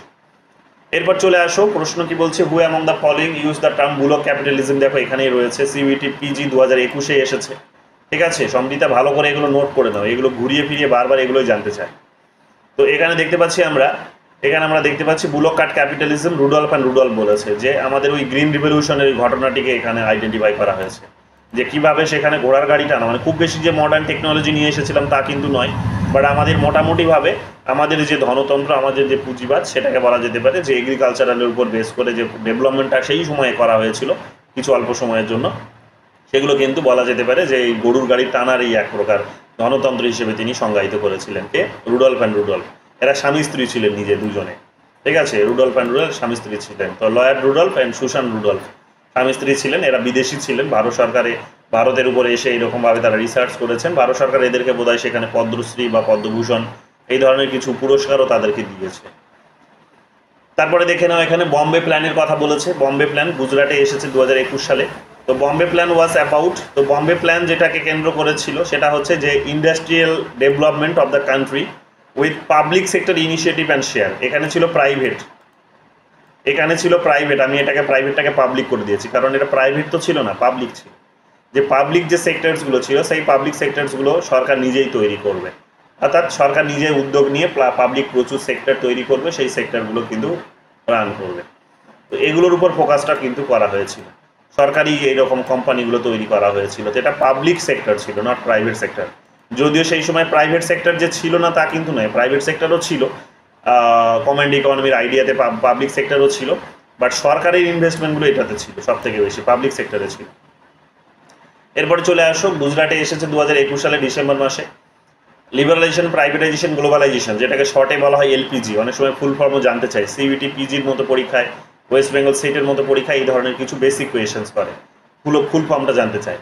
তো এলপিজির ফুল ফর্ম হচ্ছে লিবারালাইজেশন, প্রাইভেটাইজেশন, গ্লোবালাইজেশনস। বলছে কি, model of growth emerges during the prime ministership of, বারবার এটা জানতে চায় যে কার প্রধানমন্ত্রীত্বের সময় এলপিজি এসেছে, এই প্রশ্নটা বারবার রিপিট করে। তো যিনি সেই সময় প্রধানমন্ত্রী ছিলেন তিনি হচ্ছেন পিভি নরসিমা রাও। পিভি নরসিমা রাও প্রধানমন্ত্রী হয়েছিলেন। কংগ্রেসের একটা কোয়ালিশনস গভর্নমেন্ট সেই সময় তৈরি হয়েছিল, কংগ্রেসের সব থেকে বেশি সংখ্যক সিট ছিল, সেই কারণে কংগ্রেসেরই প্রধানমন্ত্রী হয়েছিল, কংগ্রেস লিডিং পজিশনে ছিলেন, বাকি আরও অনেক ছোট ছোট রাজনৈতিক দল ছিল। তো এইরকম একটা কোয়ালিশনস গভর্নমেন্ট তৈরি হয়েছিল, যার আন্ডারে আমরা দেখতে পাবো কি যে এই ধরনের একটা বড় ইনিশিয়েটিভ নেওয়া হয়, কি যে ইন্ডিয়ান যে ইকোনমি, সেই ইন্ডিয়ান ইকোনমি আর স্টেট কন্ট্রোল করবে না, সেটাকে এখন ধীরে ধীরে প্রাইভেট করে দেওয়া। আরও একটা কথা তোমাদের বলে দিই, যেটা এর আগের ক্লাসে বলা উচিত ছিল বলিনি, যে সরাসরি সরকার কিন্তু যে ওই প্রাইভেটাইজ করে দিল সবগুলো তা কিন্তু নয়। সাধারণভাবে দেখলে তোমাদের এটা মনে হতে পারে, কিন্তু গভীরে গিয়ে যখন তোমরা দেখবে তখন দেখবে যে যখন প্রাইভেটাইজ করছি আমরা শুরুর দিকে, যখন লিবারালাইজেশন, প্রাইভেটাইজেশন, গ্লোবালাইজেশন করছি, তখন আমরা কিন্তু এটাকে পিপিপি মডেল বলা হয়, এটাকে পাবলিক প্রাইভেট পার্টনারশিপ মডেল বলা হয়, এটাকে PPP model, triple P model. তো ট্রিপল পি মডেলে আমরা এটাকে করেছি, মানে কমপ্লিটলি আমরা সমস্ত কিছু প্রাইভেট সেক্টরের হাতে ছেড়ে দিইনি, প্রাইভেট সেক্টরের সাথে সেখানে পাবলিকেরও কিন্তু পার্টনারশিপ ছিল। তো এটার অন্যতম কারণ ছিল যে যাতে লং রানে এদের উপর কন্ট্রোলটাও রাখা যায়, এমন নয় যে সেখানে সমস্ত কিছু আমি রাতারাতি বিক্রি করে দিলাম আর দেশটা তারপরে সেখানে গিয়ে কিন্তু মানে সরকারের পুরো রোলটাই কমে আসলো, সেটা আরও একটা বড় ধরনের ক্ষতি হবে। এবং এইরকমভাবে রাতারাতি ট্রান্সফর্ম করলে তার বেনিফিটটাও কিন্তু সরকারের ঘরে খুব একটা বেশি আসবে না। তো সেই কারণে সরকার তখন সেই সময় যেটা করেছিল যে রাতারাতি যখন সব কিছু প্রাইভেটাইজ করে দেয়নি, পাবলিক প্রাইভেট পার্টনারশিপ মডেলে এগুলো কিন্তু করেছিল, যেটাকে বলা হচ্ছে PPP model, triple P model. তো এটাও মাথায় রেখো, এটা আমি তোমাদের বলা উচিত ছিল গত ক্লাসে, আমি বলিনি, হয়তো মাথায় আসেনি আমার, তাই আজকে বলে দিলাম। এখানে এটা আপাতত আমি এটাকে স্কিপ করছি। 6-5 ইয়ার প্ল্যানটা তো আমরা তো দেখলাম। এখানে পভার্টি এলিভেশনের কথা বলছে, বিতে 2 দেখো, বিতে 2 কোথায় আছে, বিতে 2 এটাতে আছে, এটা একটু গন্ডগোল আছে মনে হচ্ছে এটা। হ্যাঁ হ্যাঁ হ্যাঁ, তো এখানে এটাকে একটু গন্ডগোল আছে, এখানে একটু দেখে আমি তোমাদের কারেক্ট করে দেবো। ঠিক আছে, এটা তোমাদের লিস্টটা আমি কিছুক্ষণ পরেই প্রোভাইড করব, সেই লিস্টটা মানে ক্লাসের শেষে লিস্টটা প্রোভাইড করব, সেখানেই তোমরা দেখতে পাবে, এটা পাবে। ও প্রপার্টি তো আরও একটাতে আছে, ইকোনমিক লিবারেশন, প্রপার্টি না, ইকোনমিক লিবারেশন তো হবে না, রিমুভাল প্রপার্টি, জাস্টিস, এমপ্লয়মেন্ট, এখানে গ্রোথ। বলো কি বলছো দীপিকা? 5 ইয়ার প্ল্যানে তো লিবারালাইজেশনের কথা ছিল। তাহলে বিতে 4 হবে, বিতে 4, বিতে 4, বিতে 4 এ বি হওয়া উচিত, তাই তো? তাই আমি এটা তোমাদের দেখে বলছি প্রপার, আমি তোমাদের এটার জন্যই বলছিলাম যে আরেকটা ক্লাস নিলে ভালো হতো। যাই হোক, অসুবিধে নেই, আমি দরকার হলে আগামীকাল আর একবার একটা ছোট করে 15 মিনিটের ক্লাস নিয়ে নেব, সেখানে তোমাদের কোন প্ল্যানে কি ছিল এগুলো পরীক্ষায় বারবার জানতে চাই, ওই পার্টটা তোমাদের একটু ধরে ধরে বলতে হবে। আমি তোমাদের বেসিক আইডিয়াটা পড়িয়েছি, ফিলোসফিটা পড়িয়েছি, গল্পটা বুঝিয়ে দিয়েছি, বাট আরও ইনফরমেটিভ কোয়েশ্চেন্স হয় এরকমভাবে যে কোন প্ল্যানে কি এসেছিল। তো একটু আমি তোমাদের এটা কোয়েশ্চেন্সটা আজকে পুরো পিডিএফটা দিয়ে দেবো, তোমরা দেখে নিও, আগামীকাল এটা তোমাদের আমি একটু ধরে ধরে বলে দেবো, তাহলে একটু সুবিধা হবে। চলে আসো 16 নম্বর কোয়েশ্চেন্সে। 16 নম্বর কোয়েশ্চেন্স কি বলছে? Planning commission was set up by a government of India resolution in, তো গভর্নমেন্ট যে একটা রিজলিউশনস বের করেছিল, গভর্নমেন্ট রিজলিউশনস বের করেছিল মানে ক্যাবিনেটের একটা কিন্তু সিদ্ধান্তে এটা হয়েছিল। এটা কিন্তু মানে প্ল্যানিং কমিশনস, এই প্রশ্নটা অনেকবার ঘুরিয়ে ফিরিয়ে পরীক্ষায় জানতে চেয়েছে যে প্ল্যানিং কমিশনস একটা কনস্টিটিউশনাল বডি, প্ল্যানিং কমিশনসকে একটা স্ট্যাটিউটরি বডি, প্ল্যানিং কমিশন কি নন স্ট্যাটিউটরি বডি, এইরকম বিভিন্ন প্রশ্ন বারবার জানতে চেয়েছে। প্ল্যানিং কমিশন কবে হয়েছে, কত নম্বর ধারাতে এটার মেনশন আছে, এই ধরনের বিভিন্ন বিষয় তোমাদের এখানে কিন্তু জানতে চেয়েছে। কিন্তু প্রশ্নটা হচ্ছে এটা 1950 সালে যখন তৈরি হলো তখন এটা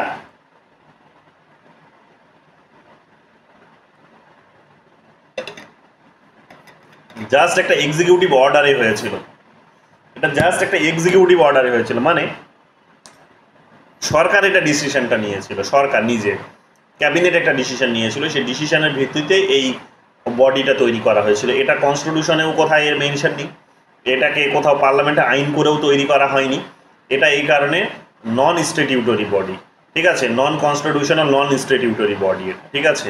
যে যদি কনস্টিটিউশনাল যদি আইন করে হতো তাহলে স্ট্যাটিউটরি হতো, যদি যেহেতু এটা আইন করেও হয়নি, মানে আইন মানে হচ্ছে পার্লামেন্টে বিল পাস হতে হবে, যেহেতু এটা বিল পাস করেও হয়নি, সরকারের একটা জাস্ট রিজলিউশনে তৈরি হয়েছে বডিটা, তাই এটা নন স্ট্যাটিউটরি বডি। এই প্রশ্নটা তো বোধহয় 10-12 বার তো পাবেই, তোমরা বারবার পরীক্ষা জিজ্ঞেস করেছো। যাই হোক, এটা দেখে নিও, এটা যারা আন্ডারে কাজ করে সেটা হচ্ছে এখানে আমরা দেখতে পাবো ন্যাশনাল ডেভেলপমেন্ট প্ল্যানিং এর আন্ডারে কাজ করে এরা।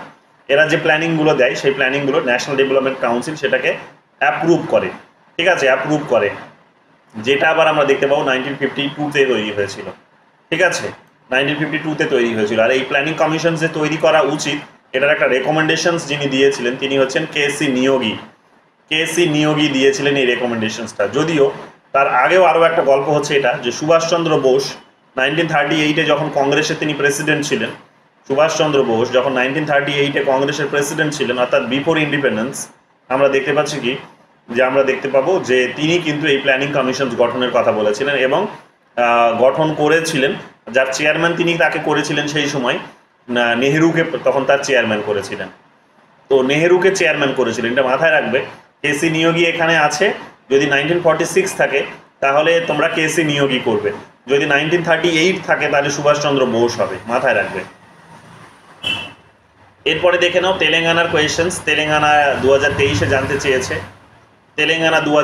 জানতে চেয়েছে, read the following statement regarding India's development policy and choose the correct code. The architecture of India's post-colonial development policy framework was inspired by the Japanese model of development. কি বলছে? The architecture of India's post-colonial development. The architecture of India's post-colonial development policy framework was inspired by the Japanese model of development. না, এটা Japanese মডেলে হবে না, যেটা হয়েছিল post কলোনিয়ালের যেটা বলা হচ্ছে আর্কিটেকচার, সেটা সোভিয়েত ইউনিয়নের মডেলে হয়েছিল, নট জাপানিজ। সোভিয়েত ইউনিয়নে আমরা দেখতে পাবো যে টার্গেট বেস যেভাবে যে একটা ইন্ডাস্ট্রিয়ালাইজেশনের পলিসি নিয়ে আসা হয়েছিল, স্ট্যালিনের নেতৃত্বে যেগুলো এসেছিল, ঠিক আছে, সোভিয়েত ইউনিয়নের সেই সময় যিনি লিডার স্ট্যালিন, তার নেতৃত্বে এগুলো এসেছিল, তো সেই আইডিয়াটাকে আমরা ধার করেছিলাম, নট জাপান। তো রাশিয়ার বা সোভিয়েত ইউনিয়নের সেই সময় আইডিয়াকে আমরা ধার করেছিলাম, জাপানের নয়, এই কারণে ওটা ভুল হয়েছে, বাকি দুটো ঠিক হয়েছে। দেখো কি বলছে, India's green revolution was made possible through a government's concerted efforts and investment in agricultural research and extension services.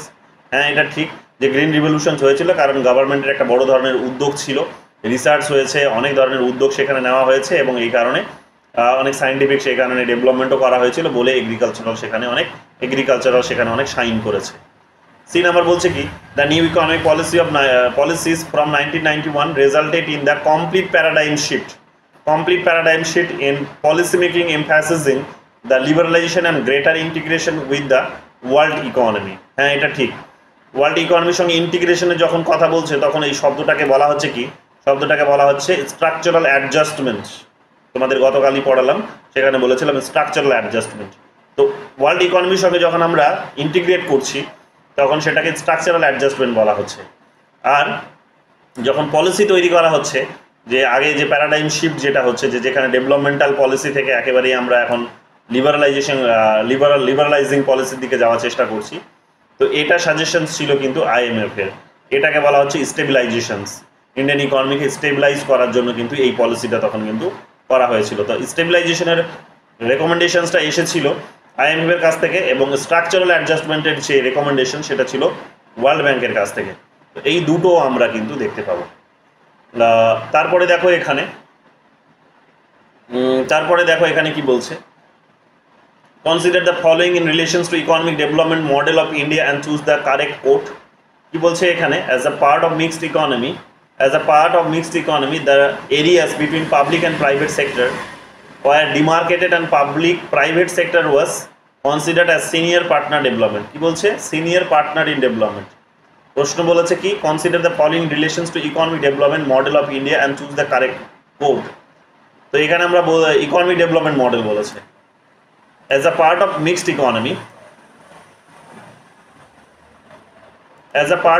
Economy the areas between public and private sector were demarcated।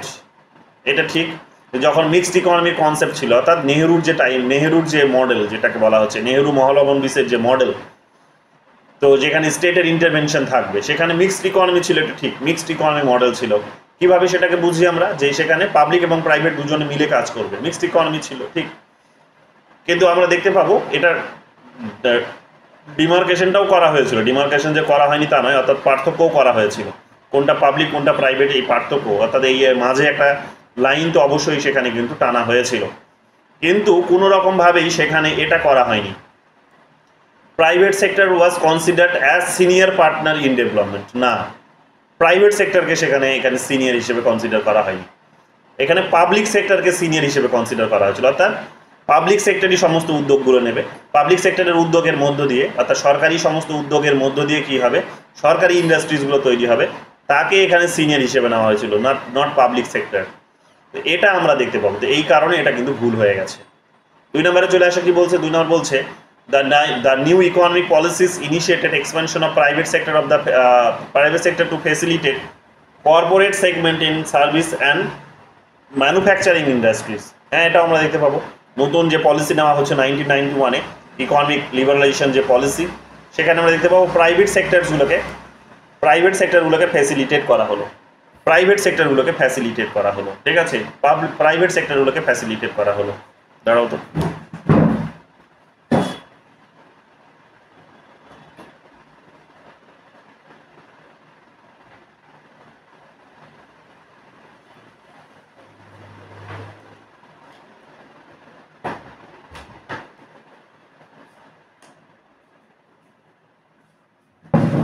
সমস্ত মোটরসাইকেল আলাগুলো মনে হচ্ছে বোধহয় আজকে প্ল্যান করেই আমার বাড়ির সামনে দিয়ে যাচ্ছে। যাই হোক, এরপরে দেখো প্রশ্ন কি, এরপরের প্রশ্ন হচ্ছে 19 নম্বর প্রশ্ন কি বলছে দেখো। 19 নম্বর প্রশ্ন বলছে consider the following remarks with reference to India's recent economic reform.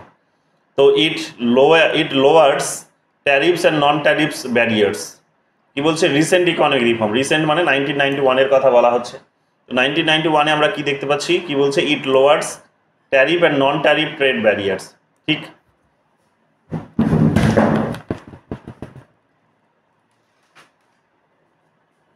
এখন আবার ইকো হচ্ছে, বুঝো, দরজা জানলা বন্ধ করে দিলে আবার ইকো হচ্ছে। কি বলছে এখানে, it lowers tariff and non tariff trade barriers. হ্যাঁ, এটা আমরা দেখতে পাবো যে ট্যারিফস যেগুলো লাগানো হতো, অর্থাৎ এক প্রকার ট্যাক্স, যে ট্যাক্সগুলো লাগানো হতো, এবং ট্যাক্স ছাড়াও যে সমস্ত বিষয়গুলো বিজনেসম্যানদেরকে বিজনেস করতে বাধা দিত, তো সেই সমস্ত বাধাগুলো কিন্তু দূর করে দেওয়া হলো, নিউ ইকোনমিক রিফর্মস যখন আসে তখন কিন্তু এটা হচ্ছে। 2 নম্বর বলছে transfer of a government owned entity to a private sector. Transfer of a government owned entity to a private sector, এটাও করা হলো যে প্রাইভেট সরকারি যে সমস্ত মানে মালিকানা যেগুলো ছিল, সরকারি যে সত্তা যেগুলো ছিল, মালিকানার যে সমস্ত বিজনেসগুলো ছিল বা কোম্পানিগুলো ছিল, সেগুলো প্রাইভেটের হাতে ছেড়ে দেওয়া হলো। তো এটাও হলো, ট্রান্সফারও হলো। রিল্যাক্স দ্য এফডিআই রুলস, এটাও হলো। যে ফরেন ডিরেক্ট ইনভেস্টমেন্ট বলা হয় এটাকে, ফুল ফর্মটাও দেখে নিয়ে পরীক্ষায় এগুলো জানতে চায়। এফডিআই কথার অর্থ হচ্ছে ফরেন ডিরেক্ট ইনভেস্টমেন্ট, এফডিআই।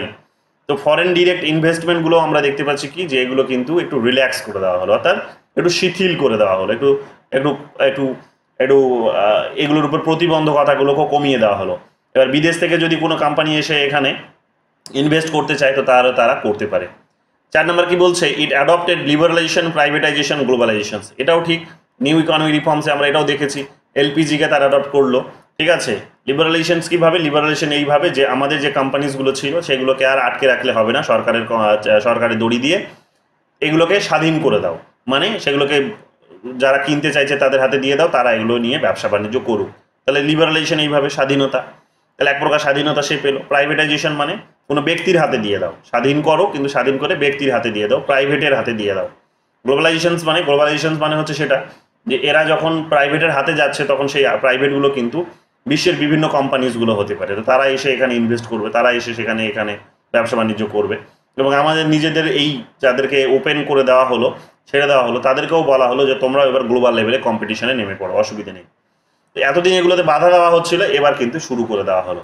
তো এটাও আমরা দেখতে পাবো যে এগুলো এই কারণে ঠিক হবে, তাই না?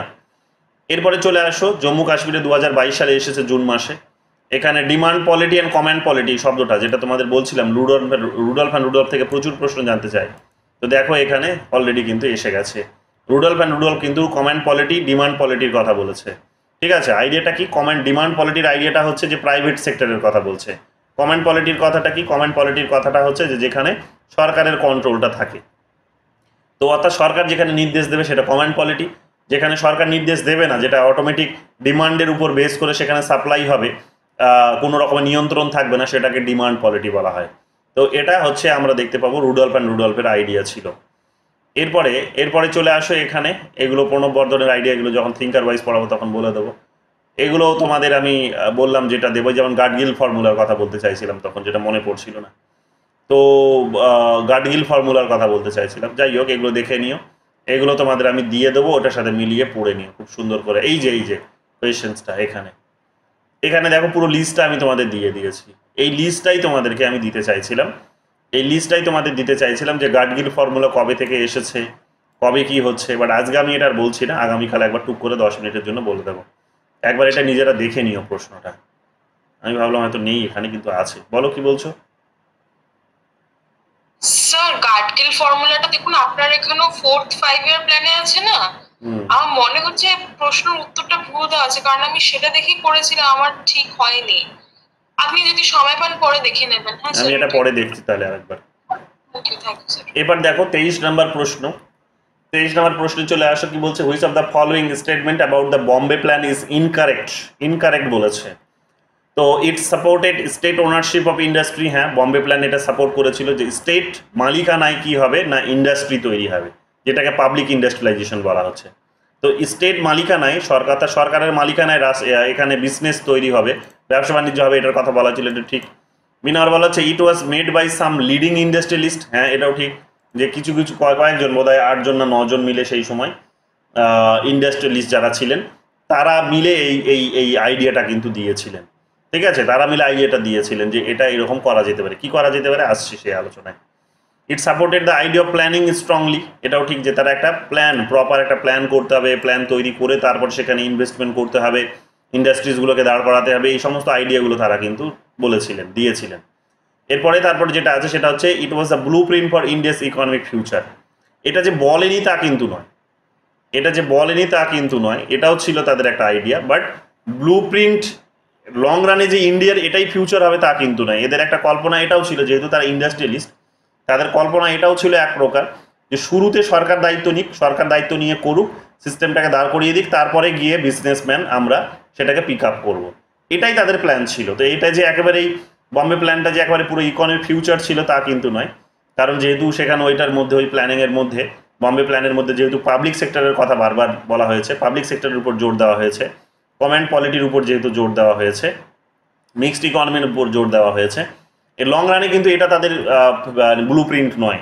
লং রানে ব্লু প্রিন্টটা তারা বদলে নেবে পরে, অর্থাৎ ইনিশিয়াল স্টেজে এসে সরকার দায়িত্ব নিক, এটাই তারা সেখানে বলতে চেয়েছিল। বাট লং রানে যে এটাই তার ব্লু প্রিন্ট হবে, ইকোনমিক ফিউচার হবে ইন্ডিয়ার, ইকোনমিক ফিউচারের জন্য যেটাই ব্লু প্রিন্ট হবে তা কিন্তু তাদের চিন্তা ভাবনা ছিল না। এই কারণে এটা কিন্তু ভুল হয়েছে, বাকি তিনটে কিন্তু ঠিক হয়েছে। দেখে নিও ডিটেলসে এইগুলো একটু লিখে দিয়েছি। এরপর দেখো এখানে চলে আসো পরের প্রশ্ন, choose the correct statement. Railway board, তো রেলওয়ে বোর্ড এটা হচ্ছে একটা হচ্ছে স্ট্যাটিউটরি বডি। জানো যে সরকার এই কমিউনিকেশন সিস্টেমটাকে দাঁড় করানোর চেষ্টা নিয়েছিল, উদ্যোগ নিয়েছিল, নইলে এখানকার ইন্ডাস্ট্রি দাঁড় হবে না। তো এটা একটা বড় ইন্ডাস্ট্রি আমাদের, তোমরা জানো যে রেলের একটা বড় কানেক্টিভিটি, গোটা বিশ্বের মধ্যে সব থেকে বড় যদি রেল নেটওয়ার্ক কোথাও থাকে সেটা হচ্ছে ভারতবর্ষ। তো এত বড় একটা রেল নেটওয়ার্ককে দাঁড় করানো, সেটা সরকার এই ইনিশিয়েটিভ নিয়েছিলেন। তো এটা একটা স্ট্যাটিউটরি বডি ছিল। স্ট্যাটিউটরি বডি যখন বলি আমরা তখন বোঝাই সেটা যে পার্লামেন্টে গিয়ে আইন পাশ করে এই বডিটাকে তৈরি করা হয়েছে। এটা সরকারের কোনো অর্ডারে তৈরি হয়নি, এটা পার্লামেন্টের আইনের মধ্য দিয়ে তৈরি হয়েছে। তো এটাকে বলা হচ্ছে স্ট্যাটিউটরি বডি। এটার মেনশন সংবিধানে নেই, যদি সংবিধানে থাকতো তাহলে এটাকে কনস্টিটিউশনাল বডি বলা হতো। এগুলো ভালো করে মাথায় রাখবে, কোনটাকে কনস্টিটিউশনাল বডি হচ্ছে বলা হচ্ছে, কোনটাকে স্ট্যাটিউটরি বডি বলা হচ্ছে, কোনটাকে নন স্ট্যাটিউটরি বডি বলা হচ্ছে। এই পার্থক্যটা ভালো করে বুঝবে, নইলে কিন্তু কোয়েশ্চেন্স প্রচুর পরীক্ষায় জানতে চাই, সেগুলো কিন্তু করে আসতে পারবে না। এরপরে দেখো 25 নম্বর প্রশ্ন কি বলেছে, who has called India a democratic development state. তো ইন্ডিয়াকে যিনি ডেমোক্রেটিক ডেভেলপমেন্ট স্টেট বলেছেন তিনি হচ্ছেন এখানে পল ব্রাস। এগুলো আমি তোমাদের থিঙ্কার ওয়াইজ পড়াবো, তখন এগুলো একবার বলে দেবো। এখানে দেখো বারবার প্রশ্নটা পরীক্ষায় জানতে চাই, সেটা হচ্ছে পরিকল্পনা কমিশনের প্রথম সভাপতি কে ছিলেন। Who was the first chairman of planning commission বলা যেতে পারে। তো who was the first chairman of planning কমিশনের উত্তরটা হচ্ছে নেহরু। কারণ প্ল্যানিং কমিশন যখন 1951-এ যখন তৈরি করা হলো, রেজলিউশনস 1950-তে নেওয়া হলো, তৈরি করা হলো 1951-এ যখন তৈরি করা হলো, তখন তার কনস্ট্রাকশনের যে প্রিন্সিপালস ছিল, সেই প্রিন্সিপাল এটা বলা হয়েছিল যে যিনি প্রধানমন্ত্রী হবেন তিনি হবেন এখানকার এটার হবেন এক্স অফিসিও চেয়ারম্যান হবেন, অর্থাৎ পদাধিকার বলে এর তিনি সভাপতি হবেন। তো যিনি প্রধানমন্ত্রী হন না কেন এই বডিটার তিনি সভাপতি হবেন। তো এই কথাটি এখানে বলা আছে যেহেতু, তাই প্রথম প্রধানমন্ত্রী যিনি ছিলেন নেহেরু, তিনিই কিন্তু এই বডিটার চেয়ারম্যান ছিলেন, এবং ন্যাশনাল ডেভেলপমেন্ট কাউন্সিলের আন্ডারে এরা কিন্তু কাজ করতো। এরপরে দেখো জাতীয় পরিকল্পনা কমিশনের ধারণাটি কার, এক্ষুনি তোমাদের বলে দিলাম, সুভাষচন্দ্র বোস। 1938-এ যখন তিনি কমিশনের চেয়ারম্যান ছিলেন, কংগ্রেসের যখন চেয়ারম্যান ছিলেন 1938-এ, তিনি দুইবার চেয়ারম্যান হয়েছিলেন তোমরা জানো, 1938 এবং 1939-এ তিনি চেয়ারম্যান হয়েছিলেন। 1939টা তিনি কমপ্লিট করতে পারেননি, তার আগে তিনি সেখানে পদত্যাগ করেছিলেন, কারণ কংগ্রেসের লিডাররা তাকে চাইছিল না। কংগ্রেসের ছোট ছোট লিডাররা তাকে চাইছিল, কংগ্রেসের সাধারণ মানে মানুষরা তাকে চাইছিল কংগ্রেসের ভেতরে, কিন্তু কংগ্রেসের লিডাররা তাকে চাইছিল না। কংগ্রেসের লিডারদের সেখানে কিন্তু সম্মতি ছিল না, বিশেষ করে নেহেরুর, বিশেষ করে সেখানে গান্ধীজির, বিশেষ করে গান্ধীজির কিন্তু সম্মতি ছিল না। গান্ধীজি অন্য কাউকে দাঁড় করিয়েছিলেন, যদিও সেখানে গান্ধীজির বক্তব্যকে অমান্য করে সম্ভবত সেখানে ইয়েকে দাঁড় করিয়েছিলেন, রাজেন্দ্র প্রসাদ বা কাউকে রাজেন্দ্র প্রসাদ, হ্যাঁ পট্টাভি সীতারামাইয়া, রাইট। তো পট্টাভি সীতারামাইয়াকে দাঁড় করিয়েছিলেন, বাট তিনি জিততে পারেননি, কারণ ওনার সেই ব্র্যান্ড ভ্যালুটা ছিল না, ফেস ভ্যালুটা ততটা ছিল না এনার যতটা ছিল, ইনি যতটা ডেডিকেশন এনার ছিল। যাই হোক, আমরা দেখতে পাবো কি যে গান্ধীজির বক্তব্যকে অমান্য করেই বা সাজেশনকে অমান্য করেই তিনি দাঁড়িয়েছিলেন, বাট যখন তিনি ফাংশনস করছেন, কাজ করছেন, তখন কংগ্রেসের সাহায্য সহযোগিতা তিনি পাচ্ছিলেন না। যেহেতু পাচ্ছিলেন না, তাই তিনি এখানে পদত্যাগ করতে বাধ্য হন। পদত্যাগ করে তিনি কিন্তু আমরা দেখতে পাবো যে ফাইনালি যে সেকেন্ড ওয়ার্ল্ড ওয়ার যখন শুরু হচ্ছে, তখন তিনি সেকেন্ড ওয়ার্ল্ড ওয়ারে ওই সুযোগে কাজে লাগিয়ে তিনি কিন্তু চলে গেলেন, কি সুযোগে কাজে লাগিয়ে চলে গেলেন যে বন্ধুর বন্ধু আমার বন্ধু, বন্ধুর শত্রু, শত্রুর শত্রু আমারও শত্রু। তো এই কনসেপ্টের উপর নির্ভর করে তখন তিনি দেখা গেল যে তিনি কার সঙ্গে অ্যালাই করতে চলে গেলেন, ওই জাপান জার্মানিদের মতো দেশের সঙ্গে অ্যালাই করতে চলে গেলেন। এগুলো আমরা সেই সময় দেখতে পাবো। যাই হোক, এগুলো একটু দেখে নিও। চেয়ারম্যান যাকে করা হয়েছিল সেই সময় যিনি তাকে চেয়ারম্যান করেছিলেন তিনি হচ্ছেন নেহেরুকে তখন এই কমিটির বা চেয়ারম্যান করেছিলেন, এটা দেখে নিও। এরপরে চলে আসো, এরপর হচ্ছে 2019 সালে জামিয়া মিলিয়া ইসলামিয়াতে এসেছে মাস্টার্সে। Which Indian politician has authored the book India in distress. এটা মমতা ব্যানার্জি হবে, হয়তো একটু অবাক লাগছে নামটা শুনে, ঠিক আছে, বাট এটা হ্যাঁ মমতা ব্যানার্জি এই ধরনের একটা ইংরেজি বই লিখেছেন 2019 মানে অনেক আগে এটা লিখেছিলেন। তো এই বইটা আলোচনায় আছে, একটু দেখে নিও। বেশ কতগুলো অপোজিশন লিডার সম্ভবত সেই সময় তিনি ছিলেন, তো এগুলো আলোচনায় আছে, খুব ভালো একটা বই, পড়তে পারো। 2019 সালে জামিয়া মিলিয়া ইসলামিয়াতেই এসেছে, দেখো এখানে জেএমআই এসেছে। Which among the following bodies is tasked with estimating the national income of India. তো ন্যাশনাল ইনকাম অফ ইন্ডিয়া, এটা যারা এই টাস্কটা যারা কাজ করে, মানে এটা যারা সম্পূর্ণ করে, এই সার্ভে টার্ভেগুলো যারা করে, সেটা হচ্ছে সেন্ট্রাল স্ট্যাটিস্টিক্যাল অফিস, কেন্দ্রীয় যে যেটাকে পরিসংখ্যান যে কার্যালয় আছে, কেন্দ্রীয় পরিসংখ্যান কার্যালয় এগুলো কিন্তু করে। জেএমআইতে আবার এসেছে 2019 সালে, কি বলছে দেখো, India's pre liberalisation protectionist trade policy was guided by India's pre, কি বলেছে, India's pre liberalisation protectionist trade policy was guided by, বলেছে কি, damaging legacy of colonialism, damaging legacy of colonialism. India's pre liberalisation protectionist trade policy was guided by damaging legacy of colonialism, অর্থাৎ উপনিবেশ যতদিন আমরা ছিলাম, মানে ততদিন আমাদের এখানে অনেক ধ্বংস হয়েছে।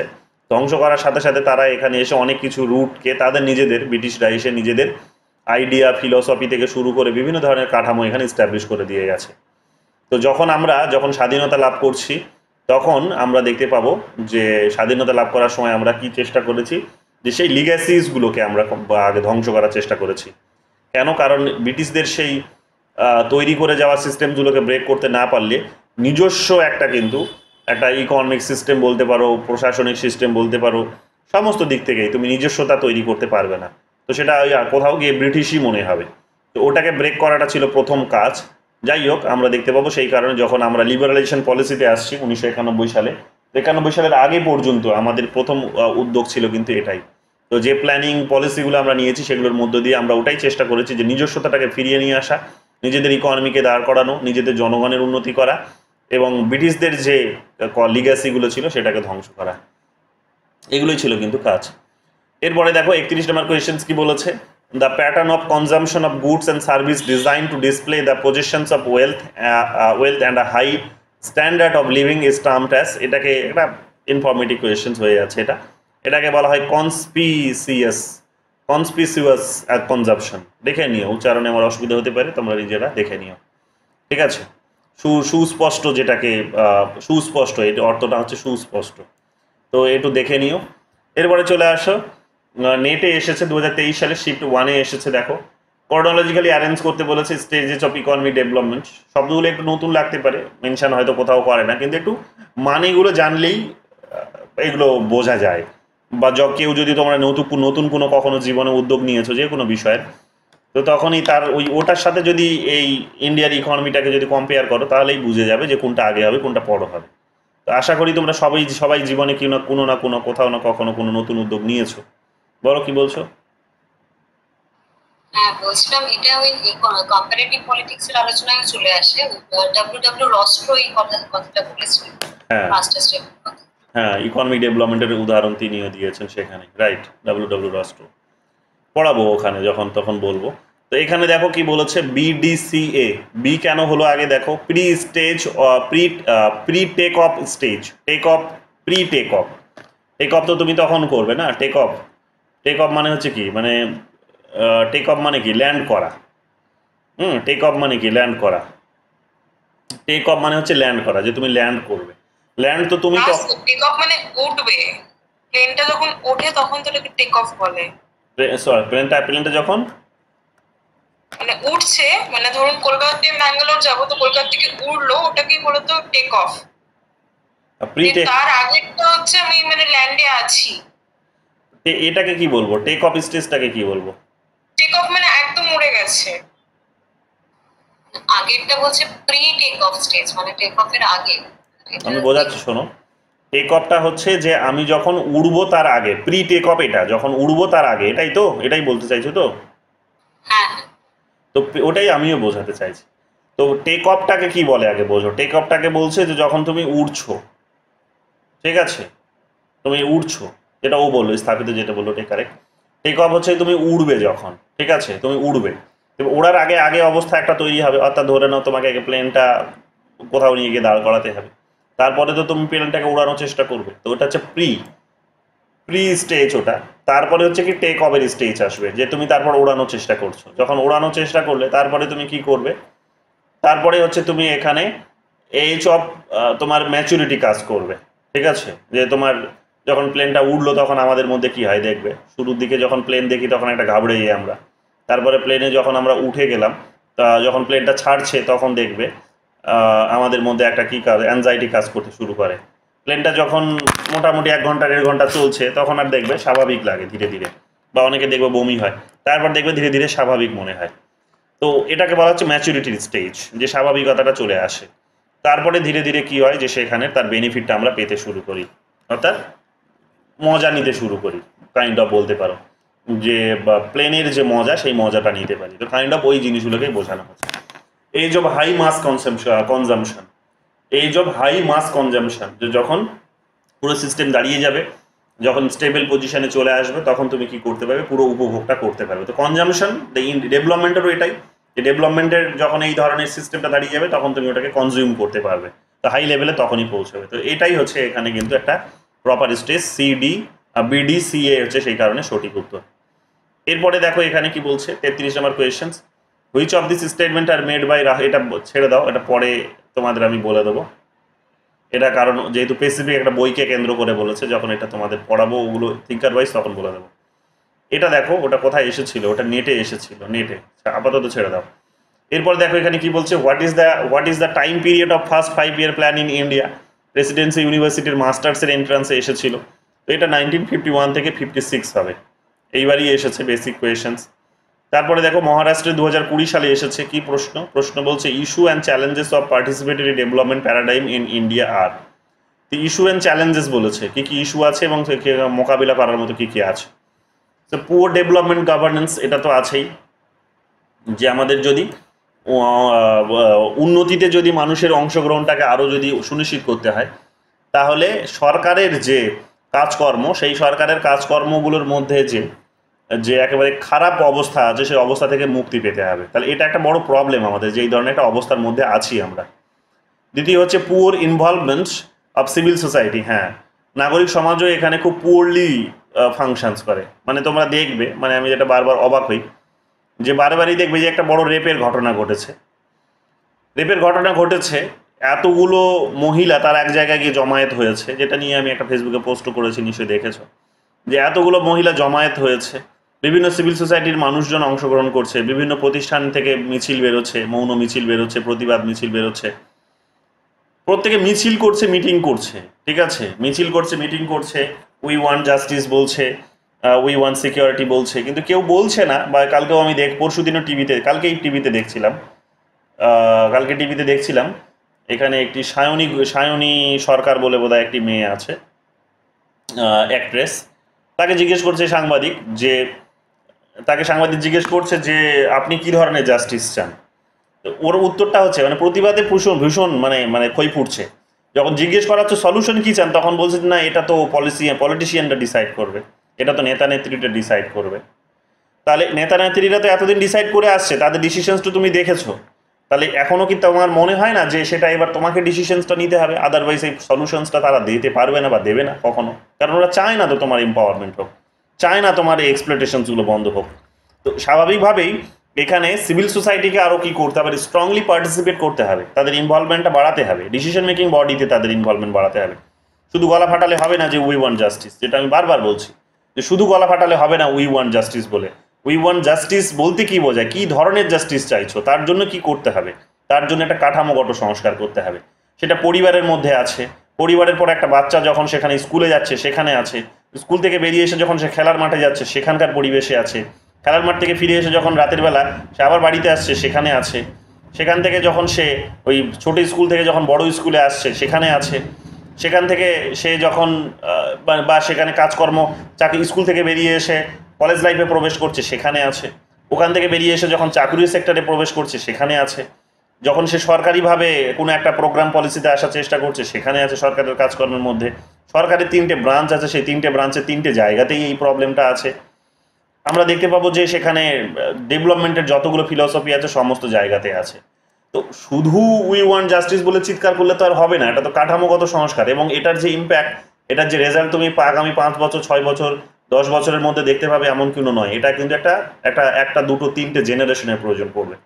কিন্তু কোথাও গিয়ে তো এগুলো শুরুটা করতে হবে, কিন্তু সেই শুরুটা কোথাও দেখা যাচ্ছে না। কেউ বলছে না যে এখানে জুডিশিয়ারি ইকুয়ালি রেসপন্সিবল, কারণ যতটা পাওয়ার এখানে এক্সিকিউটিভকে দেওয়া হয়েছে ততটাই পাওয়ার এখানে জুডিশিয়ারির আছে। জুডিশিয়ারির অসীম ক্ষমতা আছে, তাদের এখানে হাতে চূড়ান্ত ক্ষমতা দেওয়া হয়েছে। তারাও চাইলে এখানে সরকারের যে সমস্ত পলিসি আছে, প্রোগ্রামস আছে, সেগুলোকে বাতিল করে দিতে পারে। তারাও সেখানে স্ট্রাকচারাল অ্যাডজাস্টমেন্টের কথা বলতে পারে, ঠিক আছে? তো কিন্তু কেউ এই কথাটা বলছে না, সবাই গিয়ে সরকারকেই ব্লেম করছে, এবং ব্লেমটা করছে ঠিকই, কিন্তু সলিউশনটাও তারা দিতে পারছে না। সো কিভাবে হবে এই সিভিল সোসাইটি, কিভাবে আসবে ডেভেলপমেন্ট, পার্টিসিপেশনসটা কিভাবে ইনশিওর হবে? বারে বারে আমরা এগুলো দেখে বিরক্ত হয়ে গেছি, বারে বারে শুনে এগুলো আমরা বেশি বিরক্ত হয়ে গেছি। তো এইরকমভাবে আমরা দেখতে পাবো যে পার্টিসিপেশনসটাকে ভীষণ পুয়ারলি হচ্ছে। যে সিভিল সোসাইটি আছে এখানে, সেই সিভিল সোসাইটিরও যে স্কোপ সেটাকে বাড়ানো হয়নি। সেখানে এখনও দেখবে সিভিল সোসাইটি বলতে সেখানে শহরের ওই কিছু ইন্টেলেকচুয়ালস মানুষ বদ্ধ একটা ঘরে বসে সেখানে তারা মিটিং করছে, এবং সেই মিটিংয়ের বক্তা যারা, তারা সেই ওই ব্রাহ্মীণ, তারা ওই সবাই ওই একই গোষ্ঠীর। তারা হয়তো বিভিন্ন ভাগে ভাগ হয়ে গেছে ওরাই, কিন্তু একই কাস্ট থেকে বিলং করছে, একই ধর্ম থেকে বিলং করছে, একই সেখানে ক্লাস থেকে বিলং করছে। অন্য কেউ নেই তাদের হয়ে কথা বলার মতো। তো ফলে চেঞ্জেস কিছুই আসছে না, কিছুই চেঞ্জ আসছে না। তো সমস্যাটা হচ্ছে এটাই, যেটা স্ট্রাকচারাল, যেটাকে তোমাকে অ্যাডজাস্ট করতে হবে, যে স্ট্রাকচারাল রিফর্মস তোমাকে করতে হবে, কাঠামোগত সংস্কার করতে হবে, সেই সংস্কারগুলো কিন্তু কারো হাত ধরে আসছে না। এবং এগুলো কাঠামোগত সংস্কার না হলে কখনোই এই প্রবলেমগুলো সমাধান হবে না। তার অন্যতম কারণ হচ্ছে, এর আগের ক্লাসেও তোমাদের বলছিলাম, যে একজন অপরিচিত মানুষ করছে, আবার একজন চেনা পরিচিত মানুষও করছে। যেমন হচ্ছে বন্ধু বান্ধবরা করছে, তেমনি বাড়ির লোকেরাও করছে। এই যে ঘটনাগুলো বাড়ির লোকেরাও করছে। তো যেমন হচ্ছে অফিস আদালতে গিয়েও সে হচ্ছে, কর্মক্ষেত্রেও সে গিয়ে হচ্ছে, একজন মহিলা এই সমস্ত প্রবলেমগুলোর মুখে পড়ছে, ঠিক আছে? গ্রামেও হচ্ছে, শহরেও হচ্ছে, শিক্ষিতরাও করছে, অশিক্ষিতরাও করছে। তাহলে সমাধানটা আসবে কিভাবে? সমাধানটা যেভাবে আমরা ভাবছি যে সরকারকে ফেলে দিলেই হবে, এটা একটা পলিটিক্যাল একটা মোটিভ। এগুলো সরকারকে ফেলে দিয়ে জাস্ট একটা ক্ষমতা দখলের জন্য করছে। সেখানে এদের এই যে জোট, মহিলাদের যে মৌন মিছিল, তাদের যে প্রতিবাদ, এগুলোকে ওই পলিটিক্যাল কিছু লিডার্সরা তারা কিন্তু এগুলোকে ব্যবহার করছে। তুমি দেখো যতগুলো জায়গায় জমায়েত হয়েছে, প্রত্যেকটা জায়গাতে দেখবে জমায়েত যারা করেছে, তারা দেখবে জমায়েত হয়েছে ঠিকই, মহিলারা সেখানে আওয়াজ তুলতে ঠিকই, কিন্তু মহিলাদের হয়ে ওখানে যারা গলা ফাটাচ্ছে, মাইকটা যার হাতে আছে, তুমি আইডেন্টিফাই করে দেখো, আমি 100% গ্যারান্টি দিচ্ছি তোমাকে, প্রত্যেকটা মানুষ যারা মাইকটা হাতে ধরে ওখানে ওই জোটটাকে নেতৃত্ব দিচ্ছে, এখানে ওই প্রতিবাদ সভাটিকে নেতৃত্ব দিচ্ছে, প্রত্যেকেই ছোট ছোট কোনো রাজনৈতিক দল থেকে বিলং করে। তো তোদের একটা এটা ঠিক, মেয়ের ভাবনা থেকে তারা করছে, এটা ঠিক, কিন্তু তাদের তো একটা সুপ্ত ইচ্ছে আছে, নিজেদের পলিটিক্যাল ব্র্যান্ড ভ্যালু নিজেদের তৈরি করবে, তারা ফেস ভ্যালু তৈরি করবে। তো কোথাও গিয়ে এই ডিভিশনসগুলো চলে আসছে, দেখে কি হচ্ছে, এই সলিউশনসগুলো হচ্ছে না। আলটিমেটলি এই সিভিল সোসাইটি যার একটা বড় রোল নেওয়ার কথা ছিল, সেই রোলটা এখনো কিন্তু তার উঠে আসেনি। আমাদের এই সিভিল সোসাইটির একটা বড় ব্যর্থতা হচ্ছে কিন্তু এখানে লুকিয়ে আছে, এগুলোও বুঝতে হবে আমাদের। যাই হোক, এই প্রশ্নের নিরিখে এটা খুবই একটা অ্যাপ্রোপ্রিয়েট বলা যেতে পারে যে একটা আলোচনা। গভীরে যাচ্ছি না, দেখে নিও এগুলো। এরপর সি নাম্বারটা কেন হবে না বলছে, effective Democratic decentralisation. Democratic decentralisation এটা তো সমস্যা নয়, এটা তো চ্যালেঞ্জ নয় আমাদের পার্টিসিপেটরি ডেভেলপমেন্টের, বরং এটা পার্টিসিপেটরি ডেভেলপমেন্টটাকে আরও অনেক বেশি বাড়িয়ে দেয়। তো এটা ভালো। তো ওই কারণে প্রথম দুটোই আমাদের এখানে চ্যালেঞ্জ, 3 নাম্বারটা চ্যালেঞ্জ নয়, দেখে নিও। এরপরে দেখে নাও 36 নাম্বার কোয়েশ্চেন্স। 36-এ কি বলছে, the planning commission of India published the human development report 2011 towards social inclusion. এটি স্টাডিজ, এটা বলছে কি, এটা বলছে এখানে দেখে নাও ABC, 3টাই ঠিক হবে। এগুলো একেবারে ইনফরমেটিভ কোয়েশ্চেন্স, এগুলোতে আর কিছু বলার নেই তোমাদের। Relationship between asset ownership and poverty, condition and challenges regarding nutrition, আর স্টেটাস অফ চাইল্ড লেবার। তো এই সমস্ত বিষয়গুলোর উপর ফোকাস করে। ইরিগেশনের শব্দটা তো একেবারে কমপ্লিটলি ভিন্ন একটা শব্দ মনে হচ্ছে, ঠিক আছে? তো এই কারণে প্রথম 3টে এখানে ঠিক দেখে নিও, এবং ম্যাক্সিমাম যেহেতু 3টেই ঠিক হবে, কাজে এইরকম এটাকে তোমরা এখানে সিমিলারিটিস ডিসিমিলারিটিস দেখে কিন্তু এটা করতে পারো, এক্স্যাক্ট না জানা থাকলেও। 37 নাম্বার কোয়েশ্চেন দেখো কি বলছে, what is the objective or functions of the national development council. তো অবজেক্টিভ যেটা হচ্ছে সেটা হচ্ছে ন্যাশনাল ডেভেলপমেন্ট কাউন্সিলে, সেটা হচ্ছে to approve the 5-year plans made by planning commissions with inputs from the union and the state governments. অর্থাৎ কেন্দ্র এবং রাজ্য সরকারের হচ্ছে ইনপুট নিয়ে প্ল্যানিং কমিশনের যে রিপোর্টটা এসেছে সেই রিপোর্টটাকে এখানে বাস্তবায়ন করা বা অ্যাপ্রুভ করা, এখানে ছাড় দেওয়া বলতে পারো, সেটাকে অ্যাপ্রুভাল দেওয়াটাই হচ্ছে এদের কাজ। তো ন্যাশনাল ডেভেলপমেন্ট কাউন্সিল এই কারণে 1952-তে তৈরি হয়েছিল, এটা একটু ভালো করে দেখে নিও। Which of the following is not a constitutional organ? Constitutional organ যেটা নয় সেটা হচ্ছে প্ল্যানিং কমিশন। কিছুক্ষণ আগেই তোমাদের বললাম যে এটা কনস্টিটিউশনাল নয়, তাহলে এটা কনস্টিটিউশনাল বডি হিসেবে কনসিডার হতো, বাট এটা নয়। কনস্টিটিউশনাল বডি হচ্ছে এটা ইলেকশনস কমিশন, 324 নম্বর আর্টিকেলে এর মেনশনটা আছে, 324-এ আছে। ফিনান্স কমিশন 280 নম্বর আর্টিকেলে আছে, তোমরা জানো 280-তে আছে। ইন্টার স্টেট কাউন্সিল 263-তে এর মেনশন আছে, 263 নম্বর আর্টিকেলে এর মেনশনটা আছে। এগুলো আমরা জানি যে এগুলো কনস্টিটিউশনাল বডি, বাট এটা কনস্টিটিউশনাল বডিও নয়, এটা নন স্ট্যাটিউটরি বডিও নয়। স্ট্যাটিউটরি বডি কাকে বলা হয়? স্ট্যাটিউটরি বডি বলা হয় যেটা পার্লামেন্টের আইনের মাধ্যমে তৈরি হয়েছে। তো যেহেতু এটা পার্লামেন্টের আইনের মাধ্যমেও তৈরি হয়নি, তাই এটা স্ট্যাটিউটরি বডিও নয়, এটা হচ্ছে কিন্তু নন কনস্টিটিউশনাল নন স্ট্যাটিউটরি বডি, নন কনস্টিটিউশনাল নন স্ট্যাটিউটরি বডি। ঠিক আছে, এরপরে চলে আসো এখানে, এরপরে চলে আসো 39 নম্বর কোয়েশ্চেন্সে কি বলেছে। First 5-year plan was launched in, তো ফার্স্ট 5-year প্ল্যান লঞ্চ হয়েছিল 1951-এ, আর এটা রান করেছিল 1956 পর্যন্ত, রাইট? এটা আমরা কিছুক্ষণ আগে একটা কোয়েশ্চেন্সে দেখলাম। এরপরে দেখো হায়দ্রাবাদের কোয়েশ্চেন্স, মাস্টার্সে 2016 সালে এসেছে। Economic liberations in India involved, তো অল অফ দ্য অ্যাভাব হবে। কি বলছে এখানে দেখো, dismantling state planning and dismantling state economic liberation বলেছে। হ্যাঁ, ইকোনমিক লিবারেশন মানে 1991 সাল থেকে যেটা হলো, যেখানে সমস্ত কিছু প্রাইভেটের হাতে ছেড়ে দেওয়া হলো, সরকারের রোলটাকে কমিয়ে দেওয়া হলো। তো কি হয়েছে এখানে? Dismantling state planning and control over the economy, এটা ঠিক যে স্টেটের যে হচ্ছে পরিকল্পনাগুলো ছিল, নিয়ন্ত্রণগুলো ছিল কোথায় না ইকোনমিতে, অর্থাৎ ইকোনমিতে সরকার যেভাবে নিয়ন্ত্রণ করতো, রাষ্ট্র যেভাবে নিয়ন্ত্রণ করতো, সেইটাকে ডিসম্যান্টেল করে দিল, অর্থাৎ আর থাকলো না, সেটা ছুঁড়ে ফেলে দিল সেই আইডিয়াটিকে। দ্বিতীয় বলছে পাবলিক প্রাইভেট পার্টনারশিপ, এটাও ঠিক। আগে পাবলিক প্রাইভেট পার্টনারশিপ ছিল, পিপিপি মডেলে হতো, সেখানে আমরা দেখেছি সেই পিপিপি মডেলটাকেও এখানে কিন্তু ছুঁড়ে ফেলে দেওয়া হলো। ঠিক আছে, আর দরকার নেই এটার। তারপরে এখানে বলা হচ্ছে কি, তারপরে বলা হচ্ছে disinvestment in public sector,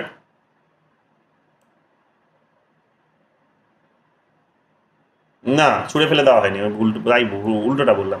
public private পার্টনারশিপটাকে involve করে, পাবলিক প্রাইভেট পার্টনারশিপটাকে ইনভলভ করে। কিছুক্ষণ আগেই তোমাদের বলে গেলাম যে যখন লিবারালাইজেশন প্রাইভেটাইজেশন গ্লোবালাইজেশন হলো, তখন আমরা দেখতে পাবো কি যে পিপিপি মডেলে হয়েছে, সমস্ত কিছু সরকারের প্রাইভেটের হাতে রাতারাতি ছেড়ে দেওয়া হয়নি। এখানে আমরা দেখতে পাবো প্রাইভেট কোম্পানিজগুলোর সাথে কিন্তু কোয়ালিশনে এই জিনিসগুলো হয়েছে, অর্থাৎ সরকারের শেয়ারটাও কিন্তু ওখানে ছিল, সমস্ত কিছু যে রাতারাতি ছেড়ে দিয়েছে প্রাইভেটের হাতে তা কিন্তু হয়নি। তো পিপিপি মডেল যেটাকে তোমাদের বললাম কিছুক্ষণ আগেই, ওটাই হচ্ছে এটা। 3 নম্বর কি বলছে, disinvestment in public sector companies and undertakings. Disinvestment মানে এটাকে বলা হচ্ছে roll back of the state বলা হয়, এই আইডিয়াটিকে বলা হয় roll back of the state. যে সরকারি যে সেক্টরগুলো ছিল, সেই সেক্টরগুলো বা কোম্পানিগুলো ছিল, বা সরকারের আন্ডারে যে সমস্ত কোম্পানিগুলো ছিল, সমস্ত এইগুলোতে কি করা হলো, সরকার আর কিন্তু ইনভেস্টমেন্ট করবে না, ডিসইনভেস্টমেন্টের জায়গা তৈরি হলো, অর্থাৎ আর কোনো ইনভেস্টমেন্ট হবে না, সরকার ওখান থেকে নিজের কিন্তু হাত গুটিয়ে নিল বলা যেতে পারে। তো এটাকে বলা হয় roll back of the state. তো হ্যাঁ, ইকোনমিক লিবারালাইজেশন যখন আসছে তখন আমরা এই তিনটেকেই কেন্দ্র করে দেখতে পাবো, অর্থাৎ ইকোনমিক লিবারালাইজেশনের সঙ্গে এই তিনটে বিষয় কিন্তু জড়িত। লাস্ট কোয়েশ্চেন দেখো কি বলছে, প্রেসিডেন্সি ইউনিভার্সিটির ব্যাচেলার এন্ট্রান্সে এসেছে, অর্থাৎ বিএ এন্ট্রান্সে এসেছে। Which one of the following was not a part of the early phase of India's development policy? তো early phase of India's development policy যেটা ছিল না, সেটা হচ্ছে লিবারালাইজেশন। লিবারালাইজেশন 1991 সাল থেকে আসলো, কিন্তু আর্লি বলেছে। ডেভেলপমেন্ট কখন থেকে শুরু হচ্ছে? 1950 থেকে শুরু হচ্ছে। আর্লিটা কখন থেকে হবে? আর্লি আমরা জানি এটাকে আমাদের ডেভেলপমেন্ট, আমাদের দেশের যে ইকোনমিক যে ইভলিউশন, সেটা দুটো ফেজেই ভাগ করা হয়, 50 থেকে 90 পর্যন্ত, আর 91 থেকে এখনো পর্যন্ত যেটা চলছে। শুরুর দিকে তাহলে আমরা কি দেখেছি? শুরুর দিকে আমরা দেখেছি যে সেখানে স্টেট কন্ট্রোল ছিল, স্টেটের একটা স্ট্রিক্ট রেগুলেশন ছিল, স্টেটের সেখানে একটা কিন্তু ইনভলভমেন্ট ছিল, ইন্টারফেয়ারেন্স ছিল, যেটাকে মিক্সড ইকোনমি বলা হচ্ছে, কমান্ড ইকোনমি বলা হচ্ছে, এই শব্দগুলো। তো সেখানে আমরা কি দেখতে পাবো? প্ল্যানিং হতো, প্রপার একটা প্ল্যানিং করা হতো, 5 বছরের টার্গেট নিয়ে হতো। কোঅপারেশন, সেখানে কোঅপারেটিভ হতো, সেখানে কোঅপারেশনসটাও হতো, ঠিক আছে, আমরা দেখতে পাবো। সেখানে কমিউনিটি ডেভেলপমেন্টও হতো, কমিউনিটি ডেভেলপমেন্ট প্রোগ্রামগুলো সরকার সেখানে ছোট ছোট গ্রুপগুলোকে কি করা হতো, সরকার ছোট ছোট গ্রুপগুলোকে বিভিন্ন সাহায্য সহযোগিতা দিত, তারা সেখানে সেটার মধ্য দিয়ে অনেক উন্নতি করতো, এই সমস্ত প্রোগ্রাম পলিসিগুলোর উপর জোর ছিল। কিন্তু যখন থেকে নতুন ইয়ে চলছে, পথ চলা যখন থেকে শুরু হচ্ছে, তখন থেকে আমরা দেখতে পাবো কি এগুলোর উপরে ফোকাসটা সরিয়ে নিয়ে গিয়ে কমপ্লিটলি প্রাইভেট হাতে ছেড়ে দেওয়া হচ্ছে, যেটাকে বলা হচ্ছে লিবারালাইজেশন প্রসেস। তো এই গেল আমাদের আজকের আলোচনা, 41টা কোয়েশ্চেন্স। এখানে আরও অনেক প্রশ্ন আছে, যদিও সবগুলো সেগ্রিগেট করা পসিবল হয়নি, এগুলো মাঝে মাঝে করে দেবো, তোমরা আবার এসে 15 দিন 20 দিন পর সলভ করো, তখন দেখবে হয়তো আরও অনেক কিছু ঢুকে যাবে। সো তখন এখন 41টা দেখছো, কিছু কিছু বেরিয়ে যাবে যেগুলো থিঙ্কার ওয়াইজ কোয়েশ্চেন্স, সেগুলো বেরিয়ে যাবে, কিন্তু নতুন আরও অনেক কোয়েশ্চেন্স এখানে ঢুকবে। নেটের প্রচুর যেমন কোয়েশ্চেন্স আছে যা এখান থেকে পাবে তোমরা, তো নেটের কোয়েশ্চেন্সগুলোও এখানে ঢুকবে, এগুলো ভালো করে দেখে নিও, তাহলেই হবে। সিবিটি পিজিতেও এগুলো প্রচুর প্রশ্ন দেখতেই পেলে যে এসেছে, যারা সিবিটি পিজি দেবে তারাও ভালো করে দেখে নিও, এগুলো কিন্তু খুব কাজে লাগবে। ঠিক আছে, এই আর কি। আর বলো, যদি এবার কিছু জানার থাকে বোঝার থাকে বলতে পারো, কিছু জানার বোঝার। স্থাপিতা বোঝা গেছে? বলো কি বলছো আব্দুল?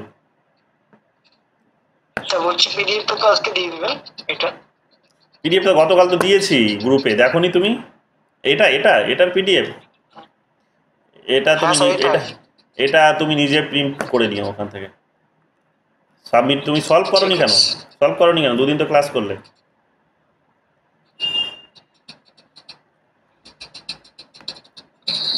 বলো দীপিকা কি বলছো? হ্যাঁ, বলছিলাম যে সিভিল সোসাইটির কথাটা এলো, তো বিভিন্ন থিঙ্কার তো আমরা দেখেছি যে সিভিল সোসাইটিকে ডিফাইন করেছেন, কিন্তু এটা একটা মানে কোথাও না কোথাও কন্টেস্টেড একটা আইডিয়া যে সিভিল সোসাইটি বলতে এক্স্যাক্ট কি বোঝায়। কিন্তু আমরা এই যে রিসেন্ট কিছু ফিলোসফিতে যেও না এখন, ওইসব ফিলোসফিতে যেও না, সহজ ভাষায় বোঝো যে গোষ্ঠীগুলোর বিভিন্ন যে নাগরিক সমাজের যে পার্টিসিপেশনটা আমরা এক্সপেক্ট করি সেটা হয়নি বলে উন্নতিতে আমরা পিছিয়ে আছি। ফিলোসফিতে যেও না এখন, কে কি বলেছে সেগুলো কন্টেস্টেড নোশন। না, আমি সেটা বলতে চাইছি না, আমি বলতে চাইছি যে এই যে মিডিয়া, সোশ্যাল মিডিয়ার এই যে সিভিল সোসাইটির যে চরিত্রটা যেটা চেঞ্জ হচ্ছে, যেটা সিভিল সোসাইটির করার কথা সেটা না করে জাস্ট একটা লাইমলাইটে আসার জন্য তাদের যে পার্টিসিপেশনটা, সেই কথাটা বলতে চেষ্টা করছি। ওটা আগেও করতো, এখনো করছে, এখন সোশ্যাল মিডিয়া পেয়েছে তো অবশ্যই আগে এখন হবে সেটা। ওটা নতুন কোনো এটা কনসেপ্ট নয়, এটা আগেও ছিল এখনো হচ্ছে। হ্যাঁ, আগেও ছিল এখনো হচ্ছে, নতুন কনসেপ্ট নয় এটা। বলো স্থাপিতা। দীপিকা দি এটা খুবই ভালো পয়েন্ট বললো যে এজ অফ সোশ্যাল মিডিয়াতে যেরকম সিভিল সোসাইটি কনসেপশনটা পালাচ্ছে। তো আমার যেটা মনে হয় যে পার্সোনাল এক্সপিরিয়েন্স থেকে বলছি যে এই যে এজ অফ সোশ্যাল মিডিয়াতে I think social media itself plays a মানে very important role as a civil society institution, I feel. মানে ওটা একটা মিডিয়াম অফ সিভিল সোসাইটি হচ্ছে বিকজ আমাদের আপব্রিঙ্গিং বা আমাদের যে মানে ডেভেলপমেন্ট অফ আওয়ার মানে কমন সেন্স যেটাকে বলে, মানে যেটা সেই হেজিমনির আইডিয়ার দিকে মানে হিন্ট করছে। আই থিঙ্ক সোশ্যাল মিডিয়া ওটা অনেকটা ডেভেলপ করতে মানে ইনস্ট্রুমেন্টাল একটা রোল প্লে করে, ইন দ্য সেন্স আমাদের অনেক আইডিয়াস অ্যান্ড আপব্রিঙ্গিং কিন্তু এই এজ অফ সোশ্যাল মিডিয়ার থ্রু দিয়ে আসে। And it is quite surprising and astonishing to note that সবার algorithm আলাদা হয়, hence the things that we consume through social media are also different. And আপনার পয়েন্টের সাথে আমি পুরোপুরি সহমত স্যার, যেখানে আপনি বললেন যে ফ্যামিলি, খেলার মাঠ, ক্লাসরুম, এখানে এইসব ইত্যাদি এইসব জায়গায় আমরা যেরকম একটা আপব্রিঙ্গিং পাই, এটাতে আমাদের একটা আমরা সোসাইটিতে নিজেদেরকে কিভাবে কন্ডাক্ট করি সেটার একটা খুবই ইম্পর্টেন্ট একটা পার্ট ডিক্টেট করে। And I feel not only men, there are মানে innumerable number of women who support patriarchy. তো ইভেন সিমন দি বিভরের যে অরিজিনাল ট্রিজনের যে কনসেপ্ট আছে, আজকে একটা সোশ্যাল মিডিয়াতে একটা পোস্ট করেছিলাম যে উইমেন ডোন্ট ওয়ান্ট সিকিউরিটি বা প্রোটেকশন, দে ওয়ান্ট সেফটি। মানে আমরা সেফ থাকতে চাই, প্রোটেকশন কেন সবসময় জরুরি হবে? তো আপনার এই বক্তব্যটা শুনে আমার খুবই ভালো লাগলো, আর আপনি আপনার আগের ভিডিওটা তো এত ভালো করে বুঝিয়েছিলেন এই সেন্সিটিভ ইস্যুটা নিয়ে, তো আমার মনে হলো যে আজকে একটু বলি, তাই বললাম আর কি স্যার। তোমরা একটা জিনিস নোটিস করেছো, সেটা হচ্ছে যে চায়নাতে কিন্তু এই আন্দোলনগুলো হচ্ছে না, তার মানে কি চায়নার মানুষরা খুব ভালো আছে? আমেরিকাতে এই আন্দোলনগুলো হচ্ছে না, কি আমেরিকার মানুষও খুব ভালো আছে। একটা সময় হয়েছিল, চায়নাতেও হয়েছিল, আমেরিকাতেও হয়েছিল। চায়নাতে আমরা হংকংয়ে দেখেছি এই আন্দোলন, যারা একটা অটোনমি এনজয় করে থাকে, তো ওখানেই হয়েছে। কিন্তু চায়নার আরও তো একটা বড় পার্ট আছে, এটা তো ছোট্ট জায়গা, সেখানে হয়নি কেন? নাম্বার 1। নাম্বার 2 হচ্ছে যে আমেরিকাতে হচ্ছে না কেন? আমেরিকাতে যখন হলো তখন সেটা ধামাচাপা পড়ে গেল, মানে আন্দোলন হলো, কিন্তু আন্দোলন হলো ঠিকই, কিন্তু আন্দোলনটা হচ্ছে যে বিশেষ রেজাল্ট কিছু নিয়ে আসতে পারলো না। তার অন্যতম কারণ হচ্ছে যে সেটা যেহেতু ওই ল্যান্ডেই তৈরি হয়েছে এই মিডিয়াটা, তো সেটাকে কন্ট্রোল করলে আন্দোলনটাও চাপা পড়ে যায়। তো কোথাও গিয়ে আন্দোলনটাও চাপা পড়ে গেল। যখন ওবামা পাওয়ারে ছিলেন তখনই এগুলো হয়েছে, তোমরা জানো, 12 সালের দিকে। নতুন করে কোনো মুভমেন্ট সেখানে দেখা যাচ্ছে না, বিশেষ কোনো পদক্ষেপ সেখানে নিতে দেখা যাচ্ছে না। হ্যাঁ, স্টুডেন্ট মুভমেন্ট ছোটোখাটো দু একটা হচ্ছে, বাট ওখানে তো আরও বড় লেভেলে মাস কিলিং হয়। আমি জাস্টিফাই করছি না এটা দিয়ে ওটাকে, আমি শুধু তোমাদের সোশ্যাল মিডিয়ার রোলটা বোঝানোর চেষ্টা করছি যে কতটা বায়াসড। দেখো, ওদের দেশে ডোনাল্ড ট্রাম্পের মতো একজন পাওয়ারফুল মানুষ, যিনি প্রেসিডেন্ট পদে থাকাকালীন এগুলো হয়েছে, যিনি প্রেসিডেন্ট, তার টুইটার হ্যান্ডেল বন্ধ করে দিতে পারে সোশ্যাল মিডিয়া, কোম্পানি নিজে বন্ধ করে দিতে পারে। এখানে কিন্তু এই জিনিসগুলো হয় না। তোমরা যেটা দেখছো না, মানে সেটা তোমরা দেখছো না, তোমাদের দেখানো হচ্ছে। তোমরা যেটা দেখছো সেটা তোমরা দেখছো না, তোমাদের দেখানো হচ্ছে। তুমি কোন কন্টেন্টটি দেখবে, it is totally being decided by someone else, যিনি রিমোটলি বসে এগুলো ডিসাইড করছেন। এবং এটা ডিসিশনস করার অন্যতম, মানে এটা ডিসাইড করার একটা বড় মানে একটা সুযোগ তারা পেয়েছে। তার কারণ হচ্ছে যে আমরা এগুলোকে ব্যবহার করছি দেখে। মানে আমি বলছি না যে প্রবলেম ওদের দেশে নেই, ওদের দেশেও আছে। সোশ্যাল মিডিয়া ওখানে একটা সেন্সিবল রোল প্লে করছে, এখানে সেন্সিবল রোল প্লে করছে না, বরং ওখানে কমপ্লিটলি একটা স্ট্রিক্ট রেগুলেশনস বজায় রেখেছে। সেটা এখানে এসে সে কি করছে না, ওপেননেস দিয়ে দিয়েছে। অবভিয়াসলি ওপেননেস যদি পায় এখানে এসে সে কি করবে, ডিস্টারবেন্সই ক্রিয়েট করবে, বারবার ডিস্টারবেন্স হবে। তোমরা দেখলে যে বাংলাদেশের যে উপদেষ্টা যিনি স্বরাষ্ট্রমন্ত্রী হলেন, উনি 2-4টে কি কমেন্ট করেছেন, ওনাকে সরিয়ে দিয়ে আরেকজন নতুন মন্ত্রীকে নিয়ে আসা হলো। পাকিস্তানে তোমরা দেখেছো যে আবার নতুন করে মুভমেন্ট হচ্ছে, এর আগে মুভমেন্ট হলো, তারও আগে হয়েছে। শ্রীলঙ্কাতে এই ঘটনাগুলো ঘটছে, কোথায় হচ্ছে না বলো তো? তো আমি তোমাদের যেটা বোঝাতে চাইছি সেটা হচ্ছে যে না, এটা তুমি হয়তো সিভিল সোসাইটি ইনস্টিটিউশনস বলতে পারো, but this institutions is not neutral নয়। এবং যেহেতু নিউট্রাল নয়, আমি একে সিভিল সোসাইটি ইনস্টিটিউশন বলতে পারবো না, বা ইনস্টিটিউশন বলা ভুল, মিডিয়াম। সিভিল সোসাইটির মিডিয়াম, এটা একটা মাধ্যম, কথা বলার জায়গা পেয়েছে তারা একটা। বাট এটাকে আমি এইভাবে দেখবো না, কারণ সিভিল সোসাইটির একটা প্রপার ডেফিনেশন আছে। সেই ডেফিনেশনটা হচ্ছে এটাই যে সিভিল কথার অর্থ হচ্ছে নাগরিক সমাজ। নাগরিক কারা? নাগরিক হচ্ছে যারা সোসাইটির বেটারমেন্ট ভাবতে পারে। নাগরিক হচ্ছে তারা যারা সোসাইটির বেটারমেন্ট ভাবতে পারে, যে সোসাইটিটাকে আগামী দিনে অনেক দূর এগিয়ে নিয়ে যাবে, যারা সোসাইটিটাকে কোয়ালিটেটিভলি ডেভেলপ করার চিন্তা ভাবনা করতে পারে, এরা হচ্ছে নাগরিক। মানে নাগরিক শব্দটাকে এখনো পর্যন্ত এইভাবে ডিফাইন করা হয়েছে। তাহলে নাগরিক যদি এটা হয়, এবং এখানকার নাগরিকের যদি মিডিয়াম যদি সোশ্যাল মিডিয়া হয় এখানে, তাহলে সেই মিডিয়ামটাই অন্য দেশের নাগরিককে কেন হেল্প করছে না? তাহলে সেটা কেন মিডিয়াম হয়ে উঠতে পারছে না? ওদের দেশে কি গ্যাপ নেই? আছে। 2011 সালে অকুপাই ওয়াল স্ট্রিট মুভমেন্ট হলো, ধামাচাপা পড়ে গেল সেই আন্দোলন, কোথায় হারিয়ে গেল? আর হচ্ছে না কেন? আর অন্যতম কারণ হচ্ছে যে এটাকে কোনোদিনই, মানে এই মিডিয়ামটাকে কোনোদিনই সিভিল সোসাইটির ইনস্ট্রুমেন্ট তো বলাই যায় না।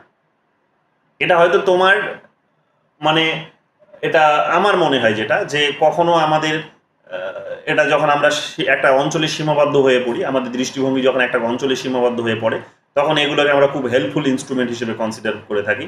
বাট এটা কখনো নিউট্রাল নয়, এ হেল্পফুল নয়, বরং এ ধ্বংসাত্মক। আমি বলছি না তার মানে যে সোশ্যাল মিডিয়া যেটা করছে এখানে খারাপ করছে, না। সোশ্যাল মিডিয়ার মাধ্যমে এখানে যেটা হচ্ছে অবভিয়াসলি ভালো কিছুই হচ্ছে। যেখানে সমস্যা আছে সেখানে সমস্যাটাকে তারা সমাধান করার একটা কথা বলার, সেগুলো নিয়ে প্ল্যাটফর্ম তারা দিয়েছে, সুযোগ করে দিয়েছে মানুষের কাছে পৌঁছানোর, নিজের কথাটা কোটি কোটি মানুষের কাছে পৌঁছানোর একটা কিন্তু তারা সুযোগ করে দিচ্ছে। খুবই ভালো পদক্ষেপ, কিন্তু দিনের শেষে তোমাকে এটা বুঝতে হবে যে এটা এন্ডলেস একটা কিন্তু ডিস্টারবেন্সের জায়গাটাকে তারা কিন্তু প্র্যাকটিস করবে এখানে। তারা কখনো চায় না যে এখানে কোনো একটা শান্তি শৃঙ্খলা আসুক। এটা কিন্তু তাদের নিজেদের বিজনেসগত পলিসিতেই এটা কিন্তু একটা লিমিটেশনস আছে। মানে ওরা যে কোথাও গিয়ে একটা ফুল স্টপ দেবে যে চলো এবার এখানে দাঁড়িয়ে যাই, ওই দাঁড়িয়ে যাওয়ার জায়গাটা তাদের কিন্তু নেই। ওরা অলওয়েজ চায় যে যত বেশি ডিস্টারবেন্স হবে তত বেশি কি হবে, পলিটিক্যালি এটাকে এই রিজিয়ন্সটাকে কবজা করতে পারবে। আমার কমপ্লিটলি সিম্প্যাথি আছে যাদের প্রতি অন্যায় হচ্ছে তাদের প্রতি, যে কোনো ধরনের অন্যায় যাদের প্রতি হচ্ছে তো কমপ্লিটলি তাদের প্রতি আমার সিম্প্যাথি আছে। আমি চাই যে সোশ্যাল মিডিয়া ব্যবহার হোক সেখানে, কিন্তু আমি বলতে চাইছি এটাও প্যারালালি একজন ইতিহাসের ছাত্র হিসেবেও বলতে পারো বা সোশ্যাল মিডিয়া নিয়ে গবেষণা করার সুবাদে আমি তোমাকে এটা বলতে পারি যে social media not anymore neutral, এর নিউট্রাল নয়। ফলে লং রানে তুমি যেটাকে তুমি ভাবছো যে এটা অস্ত্রটা দিয়ে আমি অস্ত্রোপচার করব, আমি অপারেশন করব, আমার অপারেশনের কাজে আসবে, দিনের শেষে তোমাকে এটাও মাথায় রাখতে হবে এই অস্ত্রটা হচ্ছে কিন্তু ছুরির মতো, ঠিক আছে, নাইফ। যে সে কি করতে পারে, তার দুদিকেই ধার আছে। সে একদিকে যেমন হচ্ছে অপারেশনের কাজ করতে পারে, অন্য দিক দিয়ে সে কিন্তু তোমাকে কাটারও কাজ সেই করবে। তো সাবধান থাকতে হবে আমাদের এগুলো থেকেও। আমাদের নাগরিক সমাজ এই সমস্ত প্রবলেমগুলো বুঝতে এখনো, মানে এদের এই রোলটাকে কোয়ালিটেটিভলি বুঝতে এখনো সক্ষম হয়নি। তো ফলে যেটাকে তুমি দেখছো সেটা হচ্ছে মরুভূমির মরুচিকা। জল ভেবে ছুটে যাচ্ছ, কাজে লাগাচ্ছ তুমি অনেকটা, তাতে হয়তো সেখানে নিজেকে ওই বলে না যে চেষ্টা চালিয়ে যাও, তাতে তুমি কোনো একটা সময় সফল হবে। তো চেষ্টাটা তুমি চালিয়ে গেলে, তুমি দেখলে সোশ্যাল মিডিয়াকে ব্যবহার করে চেষ্টা চালিয়ে গেলে সফলও হলে, কিন্তু মানে পৌঁছানোর চেষ্টা করলে একটা জায়গায় তুমি পৌঁছলে হয়তো, কিন্তু গিয়েও দেখতে পাচ্ছ সেখানে কিন্তু জল নেই বা জলটা সরিয়ে গেছে ওখান থেকে। সোশ্যাল মিডিয়া হচ্ছে সেই জিনিসটা। কেন? কারণ এটা তোমার নিজস্ব ইনস্ট্রুমেন্ট নয়, এটা তোমার দেশীয় ইনস্ট্রুমেন্ট নয়, এটা কন্ট্রোলটা রয়েছে অন্য কারো হাতে, এর কন্ট্রোলটা রয়েছে বিদেশি কোনো শক্তির হাতে। সে কখনো চায় না যে এখানকার সিস্টেম কখনো শান্তিপূর্ণ হোক। এবং এটার কারণটাও তোমাদের এর আগে আমি বলেছি যে এই মুহূর্তে একটা চায়না আর আমেরিকার যে যুদ্ধ চলছে, ইকোনমিক ওয়ারফেয়ার চলছে, সেটাই এখানে একটা কারণ হয়ে গেছে। তো এখানে এখন সরকার দেখবে পরিবর্তন হবে ঘন ঘন। মানে আমি এতদিন পর্যন্ত বিশ্বাস করতাম যে 2024 সাল পর্যন্ত নরেন্দ্র মোদী থাকবেন পাওয়ারে, বাট এখন আমি বিশ্বাস করি যে নরেন্দ্র মোদী 2029 সালে আর ফিরে আসবেন না। আমি এটা বিশ্বাস করি যে হয়তো মমতা ব্যানার্জিও আর ফিরে আসতে না পারেন। আমি এখন বিশ্বাস করি এই কথাটা। যদি নরেন্দ্র মোদী চলে যান তবে মমতা ব্যানার্জিও যাবেন, এটা নিয়ে আর কোনো সন্দেহ নেই। হয়তো এখানে বিজেপি আসবে পাওয়ারে, আবার কংগ্রেসের বা পশ্চিমবঙ্গে হয়তো বিজেপি আসবে, বাট যদি নরেন্দ্র মোদী ওখানে চলে যায়, বিজেপি যদি ওখানে পতন ঘটে, তাহলে হয়তো এখানে বিজেপি বা একটা হজবরলা গভর্নমেন্ট এখানেও হয়তো তৈরি হতে পারে। এই সিচুয়েশনসটা হবে কারণ তারা কোনো রকমভাবেই চায় না যে এখানে একটা শান্তিপূর্ণ পরিস্থিতি থাক। ঠিক আছে, অবশ্যই পরিবর্তন হওয়া দরকার, মানুষের উন্নতি হোক, যত বেশি চেঞ্জ আসবে তত বেশি মানুষের মধ্যে ম্যাচুরিটি লেভেল বাড়বে, এই সমস্ত ঘটনাগুলো সমাজে যত বেশি ঘটবে তত বেশি সচেতনতা বৃদ্ধি পাবে, এটা ঠিক। কিন্তু কথাটা হচ্ছে আন্দোলন করে আমাকে সচেতনতা বৃদ্ধি করতে হবে, এটা কি নেগেটিভ বিষয় নয় সোসাইটির? মানে আমি তো একটা ক্লাসরুমে বসেও করতে পারতাম। আমি তো এই সচেতনতাটা জেনারেট তো আমার কার্যক্ষেত্রে বসেও আলাপ আলোচনার মাধ্যমে টিফিন পিরিয়ডে বসে করতে পারতাম। আমি তো এটা পরিবারের মধ্যে বাবা মায়ের কাছ থেকে ওই জ্ঞানটা লাভ করেও তো এই সচেতনতাটা জেনারেট করতে পারতাম, সোসাইটিকে পরিবর্তন করার কাজটা করতে পারতাম। তো আমাকে রাস্তায় কেন এখন মোমবাতি নিয়ে বেরোতে হবে? কেন আমাকে এখন সমস্ত রাত জাগতে হবে, রাতকে ক্যাপচার করতে হবে? এগুলো কিন্তু সমাজের খারাপ দিকটাকেই তুলে ধরছে। এগুলো কিন্তু বুঝতে হবে। তো সোশ্যাল মিডিয়া যেটাকে তুমি ভাবছো যে সে উন্নতি করবে, সে সোশ্যাল মিডিয়া কিন্তু লং রানে বুঝতে হবে এটা আমাদের ইনস্ট্রুমেন্ট নয়। তো সে কখনো চাইবে না সেটা তোমাকে, ও কখনো চায় না সেটা যে সিভিল সোসাইটির রোলটা সে পালন করবে। অর্থাৎ সিভিল সোসাইটির রোল যেটা কোয়ালিটেটিভলি থিঙ্কিং করা, নতুন নতুন আইডিয়া নিয়ে আসা, স্ট্রং করা, ও কোনোদিন করবে না। এবং বড় জলজান্ত উদাহরণ তোমরা জানো যে লিবারালিজম বা গণতন্ত্রের বড় দুর্বলতা হচ্ছে এটাই, যেটা মাইকেল ডয়েলও বলেছিলেন যে গণতন্ত্র যদি বিশ্বে প্রতিষ্ঠিত হয়, একে অপরে যদি গণতন্ত্র সেখানে বা গণতন্ত্র বা ডেমোক্রেসিকে যদি অ্যাডপ্ট করে, তাহলে আলটিমেটলি গোটা বিশ্বের মধ্যে শান্তি আসবে, গোটা মানুষের মধ্যে ইকুয়ালিটি আসবে। এই সমস্ত গল্প, আশার গল্প তারা শুনিয়েছিল, বাস্তবিক এগুলো পরিণত হয়নি। তা আমরা দেখতে পাবো কি যে ডেমোক্রেসি যত বেশি বৃদ্ধি পেয়েছে তত বেশি এখানে কি হয়েছে, ডেমোক্রেসি মানে সময় যত গড়িয়েছে, ডেমোক্রেসির স্কোপটা যত বৃদ্ধি পেয়েছে, তত আমরা দেখেছি যে অশান্তির পরিবেশটাও কিন্তু বৃদ্ধি পাচ্ছে। আমি বলছি না যে তার মানে শান্তিপূর্ণ পরিস্থিতি তৈরি হচ্ছে না, আমি বলছি হচ্ছে, কিন্তু এই শান্তি পরিস্থিতিটা পার্মানেন্ট হচ্ছে না, অশান্তিগুলো মাথা চাড়া দিয়ে উঠছে। তার অন্যতম কারণ হচ্ছে যে গণতন্ত্রটা কারো তৈরি করা একটা অস্ত্র। এই যেই ইনস্টিটিউশন, যে ইনস্ট্রুমেন্টগুলোর মধ্য দিয়ে তোমাকে গণতন্ত্রের অনুভবটা তারা করাচ্ছে, সেটা হচ্ছে কিন্তু ওদের কন্ট্রোলে আছে। এটাও তোমাকে আফটার অল দিনের শেষে এটা কিন্তু at the end of the day তোমাকে মাথায় রাখতে হবে। বলো কি বলছো স্থাপিত?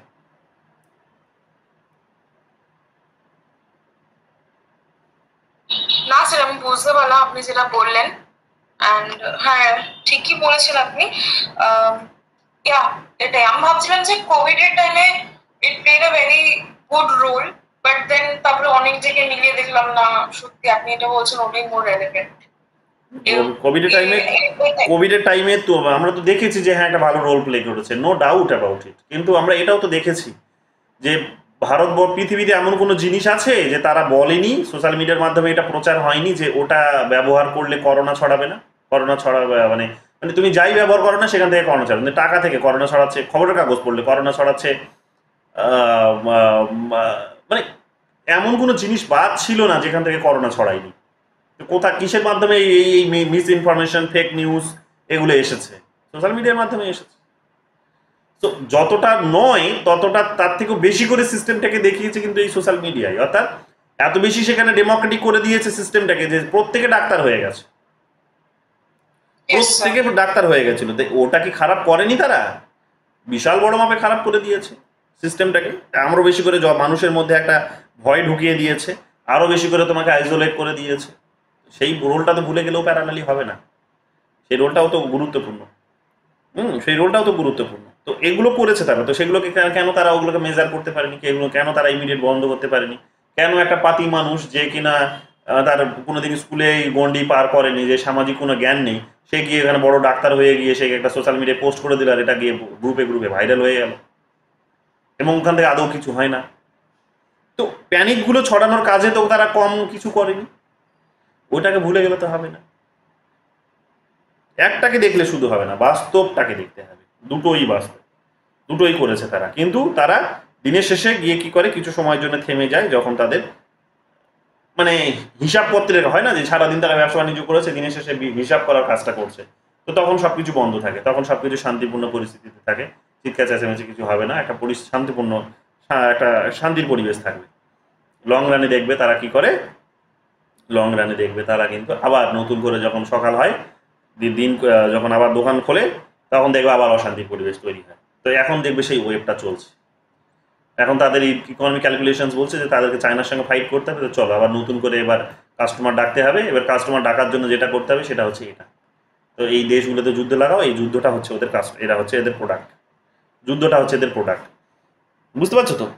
তো এগুলো অনেক বড় বড় সব কথা, এগুলোকে প্রমাণ করাটাও এতটা সহজ কথা নয়। এগুলো আমরা জানি, বাট এগুলো প্রমাণ করাটাও একটা সহজ কথা নয়, কারণ যে ইনফরমেশনসগুলোর জন্য প্রয়োজন হয় সেই ইনফরমেশনসগুলো ওরা এতটা সহজে ছেড়ে দেবে না তোমাকে, তুমি পাবে না। এগুলোর কোনো ইয়ে নেই, মানে তুমি মানে কি বলবো যে জায়গা নেই যেখানে হয়তো এগুলো ইজিলি অ্যাভেলেবেল।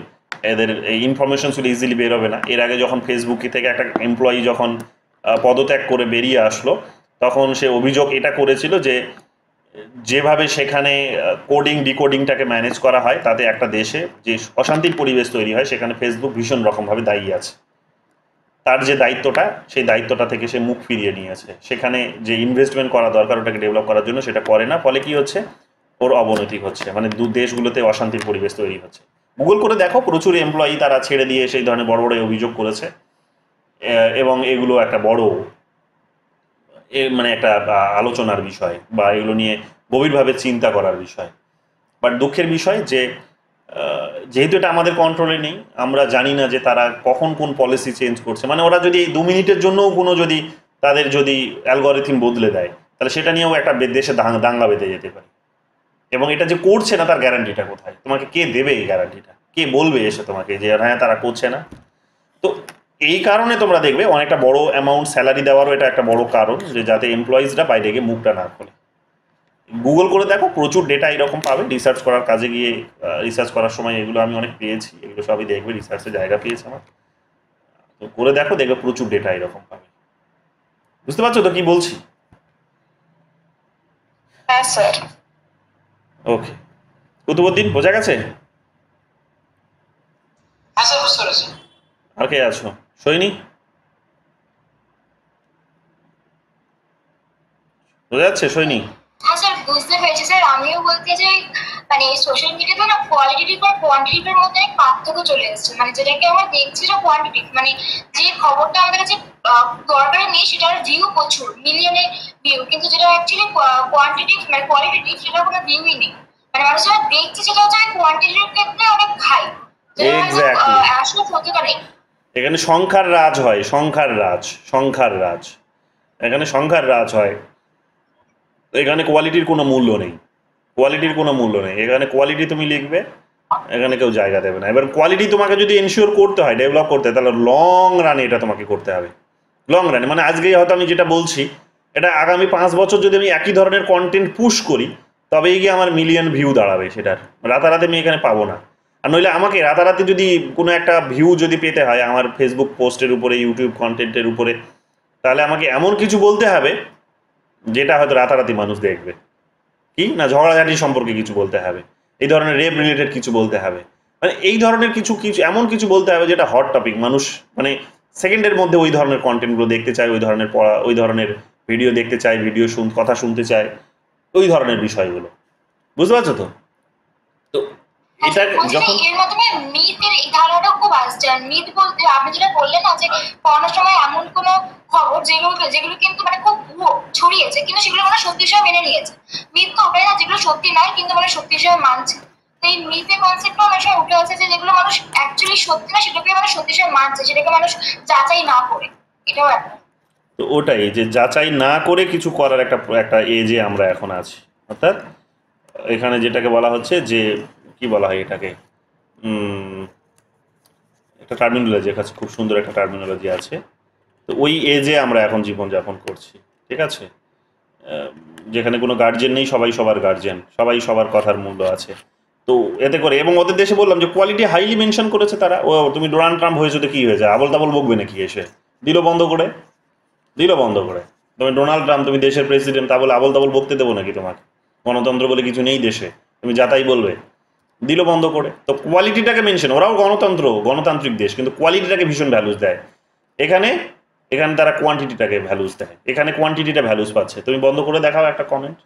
কিন্তু এখানেও বন্ধ হয়। এখন অনেকে বলবে যে কেন স্যার সরকার, এখানে তো একটা সরকারের উপর একটা বড় অভিযোগই আসে এটার ভিত্তিতে যে সরকার নাকি এখানে প্রচুর পরিমাণে কন্টেন্ট ব্লক করে দিয়েছে ভারতবর্ষের মধ্যে। পৃথিবীর মধ্যে সব থেকে বড় দেশ হচ্ছে ভারতবর্ষ, যেখানে হচ্ছে কিনা যে সব থেকে হচ্ছে কন্টেন্ট ব্লকিংয়ের কাজ করেছে। তার মানে তো এখানেও তো স্যার তার মানে কোয়ালিটিকে মেনশন করার কাজ হচ্ছে, সরকার তো এটা করছে। সরকার তো বিরোধীদের ধরে ধরে করেছে, কৃষক আন্দোলনের সময় যারা ভালো কিছু কথা বলছিল তাদেরকে ধরে ধরে তাদের কন্টেন্ট ব্লক করেছে, তাদের অ্যাকাউন্ট ব্লক করে দিয়েছে, তাদের ইউটিউব চ্যানেল বন্ধ করতে তারা বাধ্য করিয়েছে, তাদের সোশ্যাল মিডিয়ার অ্যাকাউন্টগুলোকে ব্লক করেছে বিভিন্ন রকমভাবে। এখানে তো গেমটা আলাদা, এখানকার গেমটা আলাদা। এটা গণতন্ত্রের সাথে এটার কোনো মিল নেই, এটা বরং গণতন্ত্রকে ধ্বংস করার জন্য এটা হয়েছে। এখানে বিরোধী শক্তি, এখানে সরকারের হাতে পাওয়ার আছে তাই তারা করেছে, এদের একটা আলাদা গেম আছে। কিন্তু আসল গণতন্ত্রের যে গেমটা সেটা হচ্ছে যেটাকে সত্যি গণতন্ত্র বলা হয়, যে কোয়ালিটি মেনশন করতে হবে। এবার সেই কোয়ালিটিটাকে কিন্তু তুমি প্রেসিডেন্ট হলেও এখানে আলটিমেটলি আমি আমার গণতন্ত্রের কোয়ালিটি থেকে এক চুলো সরে আসবো না। সেটা হচ্ছে কি, তুমি প্রেসিডেন্ট হলেও দেশের, আমি তোমার এই টুইটার অ্যাকাউন্ট ব্লক করে দেবো, আমি করতে দেবো না তোমাকে। কেন? কারণ আমার দেশের প্রতি একটা দায়বদ্ধতা আছে। তুমি দেশ নও, তুমি দেশ পরিচালনার একটা এজেন্ট। তুমি 4 বছর পাওয়ারে থাকবে, তারপর এই সারা জীবন এই দেশটা থাকবে। তো এই দেশের প্রতি আমার দায়বদ্ধতা আছে। তো ওরা কোয়ালিটিকে মেনশন করে কিন্তু আমরা এখানে সেই কোয়ালিটিটা মেনশন করতে পারি না। তো আমরাও এখানে ব্লক করি, টুইটারও সে একই কাজ করে, এখানে ব্লকিং এর কাজ করে, কিন্তু এখানকার গল্পটা আলাদা, ওখানকার গল্পটা আলাদা। বুঝতে পেরেছো? হ্যাঁ স্যার। ওকে, আর বলো আব্দুল, বোঝা যাচ্ছে? হ্যাঁ স্যার, বুঝে যাচ্ছে। ওকে, নাজমুন্নিশা হ্যাঁ ঠিক আছে। আর সায়ন্তন বোঝা যাচ্ছে? হ্যাঁ স্যার। দীপিকা দাস,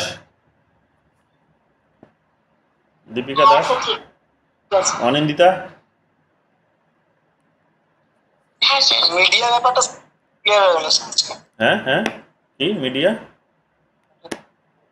ব্যাপারটা স্যার ভালো করে আরো মানে ক্লিয়ার হয়ে গেল। আমার অনেক বিষয় অজানা ছিল এর মধ্যে, কিছু কূটনীতিক একটা বিষয় আমি অন্য ভাবতাম, সেখানে এটা আপনার কাছে ক্লিয়ার হয়ে গেল স্যার। ভালো, তুমি খালি লেগে থাকো, চুপচাপ খালি লেগে থাকো, তুমি আরো লক্ষ কোটি জিনিস জানতে পারবে। সবে তো ঢুকেছো 2-3 দিন হলো, এখন তুমি ধীরে ধীরে ধীরে ধীরে আরও অনেক কিছু জানতে পারবে। তোমার দেখবে চিন্তা ভাবনা যেগুলো তুমি শিখে এসেছো, জেনে এসেছো, সেগুলো বদলে যাবে।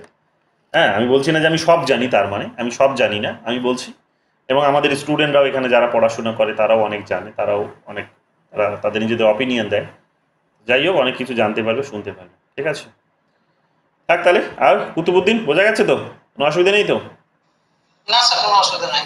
ওকে, তাহলে আজকে এতটুকুই থাক। কালকে আমরা ওই একটুখানি আর একবার স্পেসিফিক ধরে ধরে 10-15 মিনিট আলোচনা করে নেব যে কোন প্রোগ্রামের মধ্যে দিয়ে কোন পলিসি এসেছে, এবং তারপরে আমরা আলোচনায় প্রবেশ করবো। আমাদের নতুন একটা টপিক নিয়ে আমরা শুরু করব। তো এই নিয়ে আমাদের দুটো টপিক শেষ হলো। এরপরে আমাদের নতুন টপিকে আমরা যেটা ঢুকবো সেটা আমি দেখি কি করলে সুবিধা হয়, বলে দেবো কালকেই। এটা এই রিজিওনালাইজেশন অফ ইন্ডিয়ান পলিটিক্সটা পড়ি, কারণ এখান থেকে প্রচুর নতুন নতুন প্রশ্ন আসে, মানে এবং সবই ইনফরমেটিভ। কোন রাজ্য কবে ভাগ হলো, কি নাম হলো, হ্যান ত্যান, এগুলো থেকে প্রচুর প্রশ্ন আসে। এটা একটু দেখে নিই, কাজে আসবে। ঠিক আছে, চলো আজকে এতটুকুই থাক। Good night.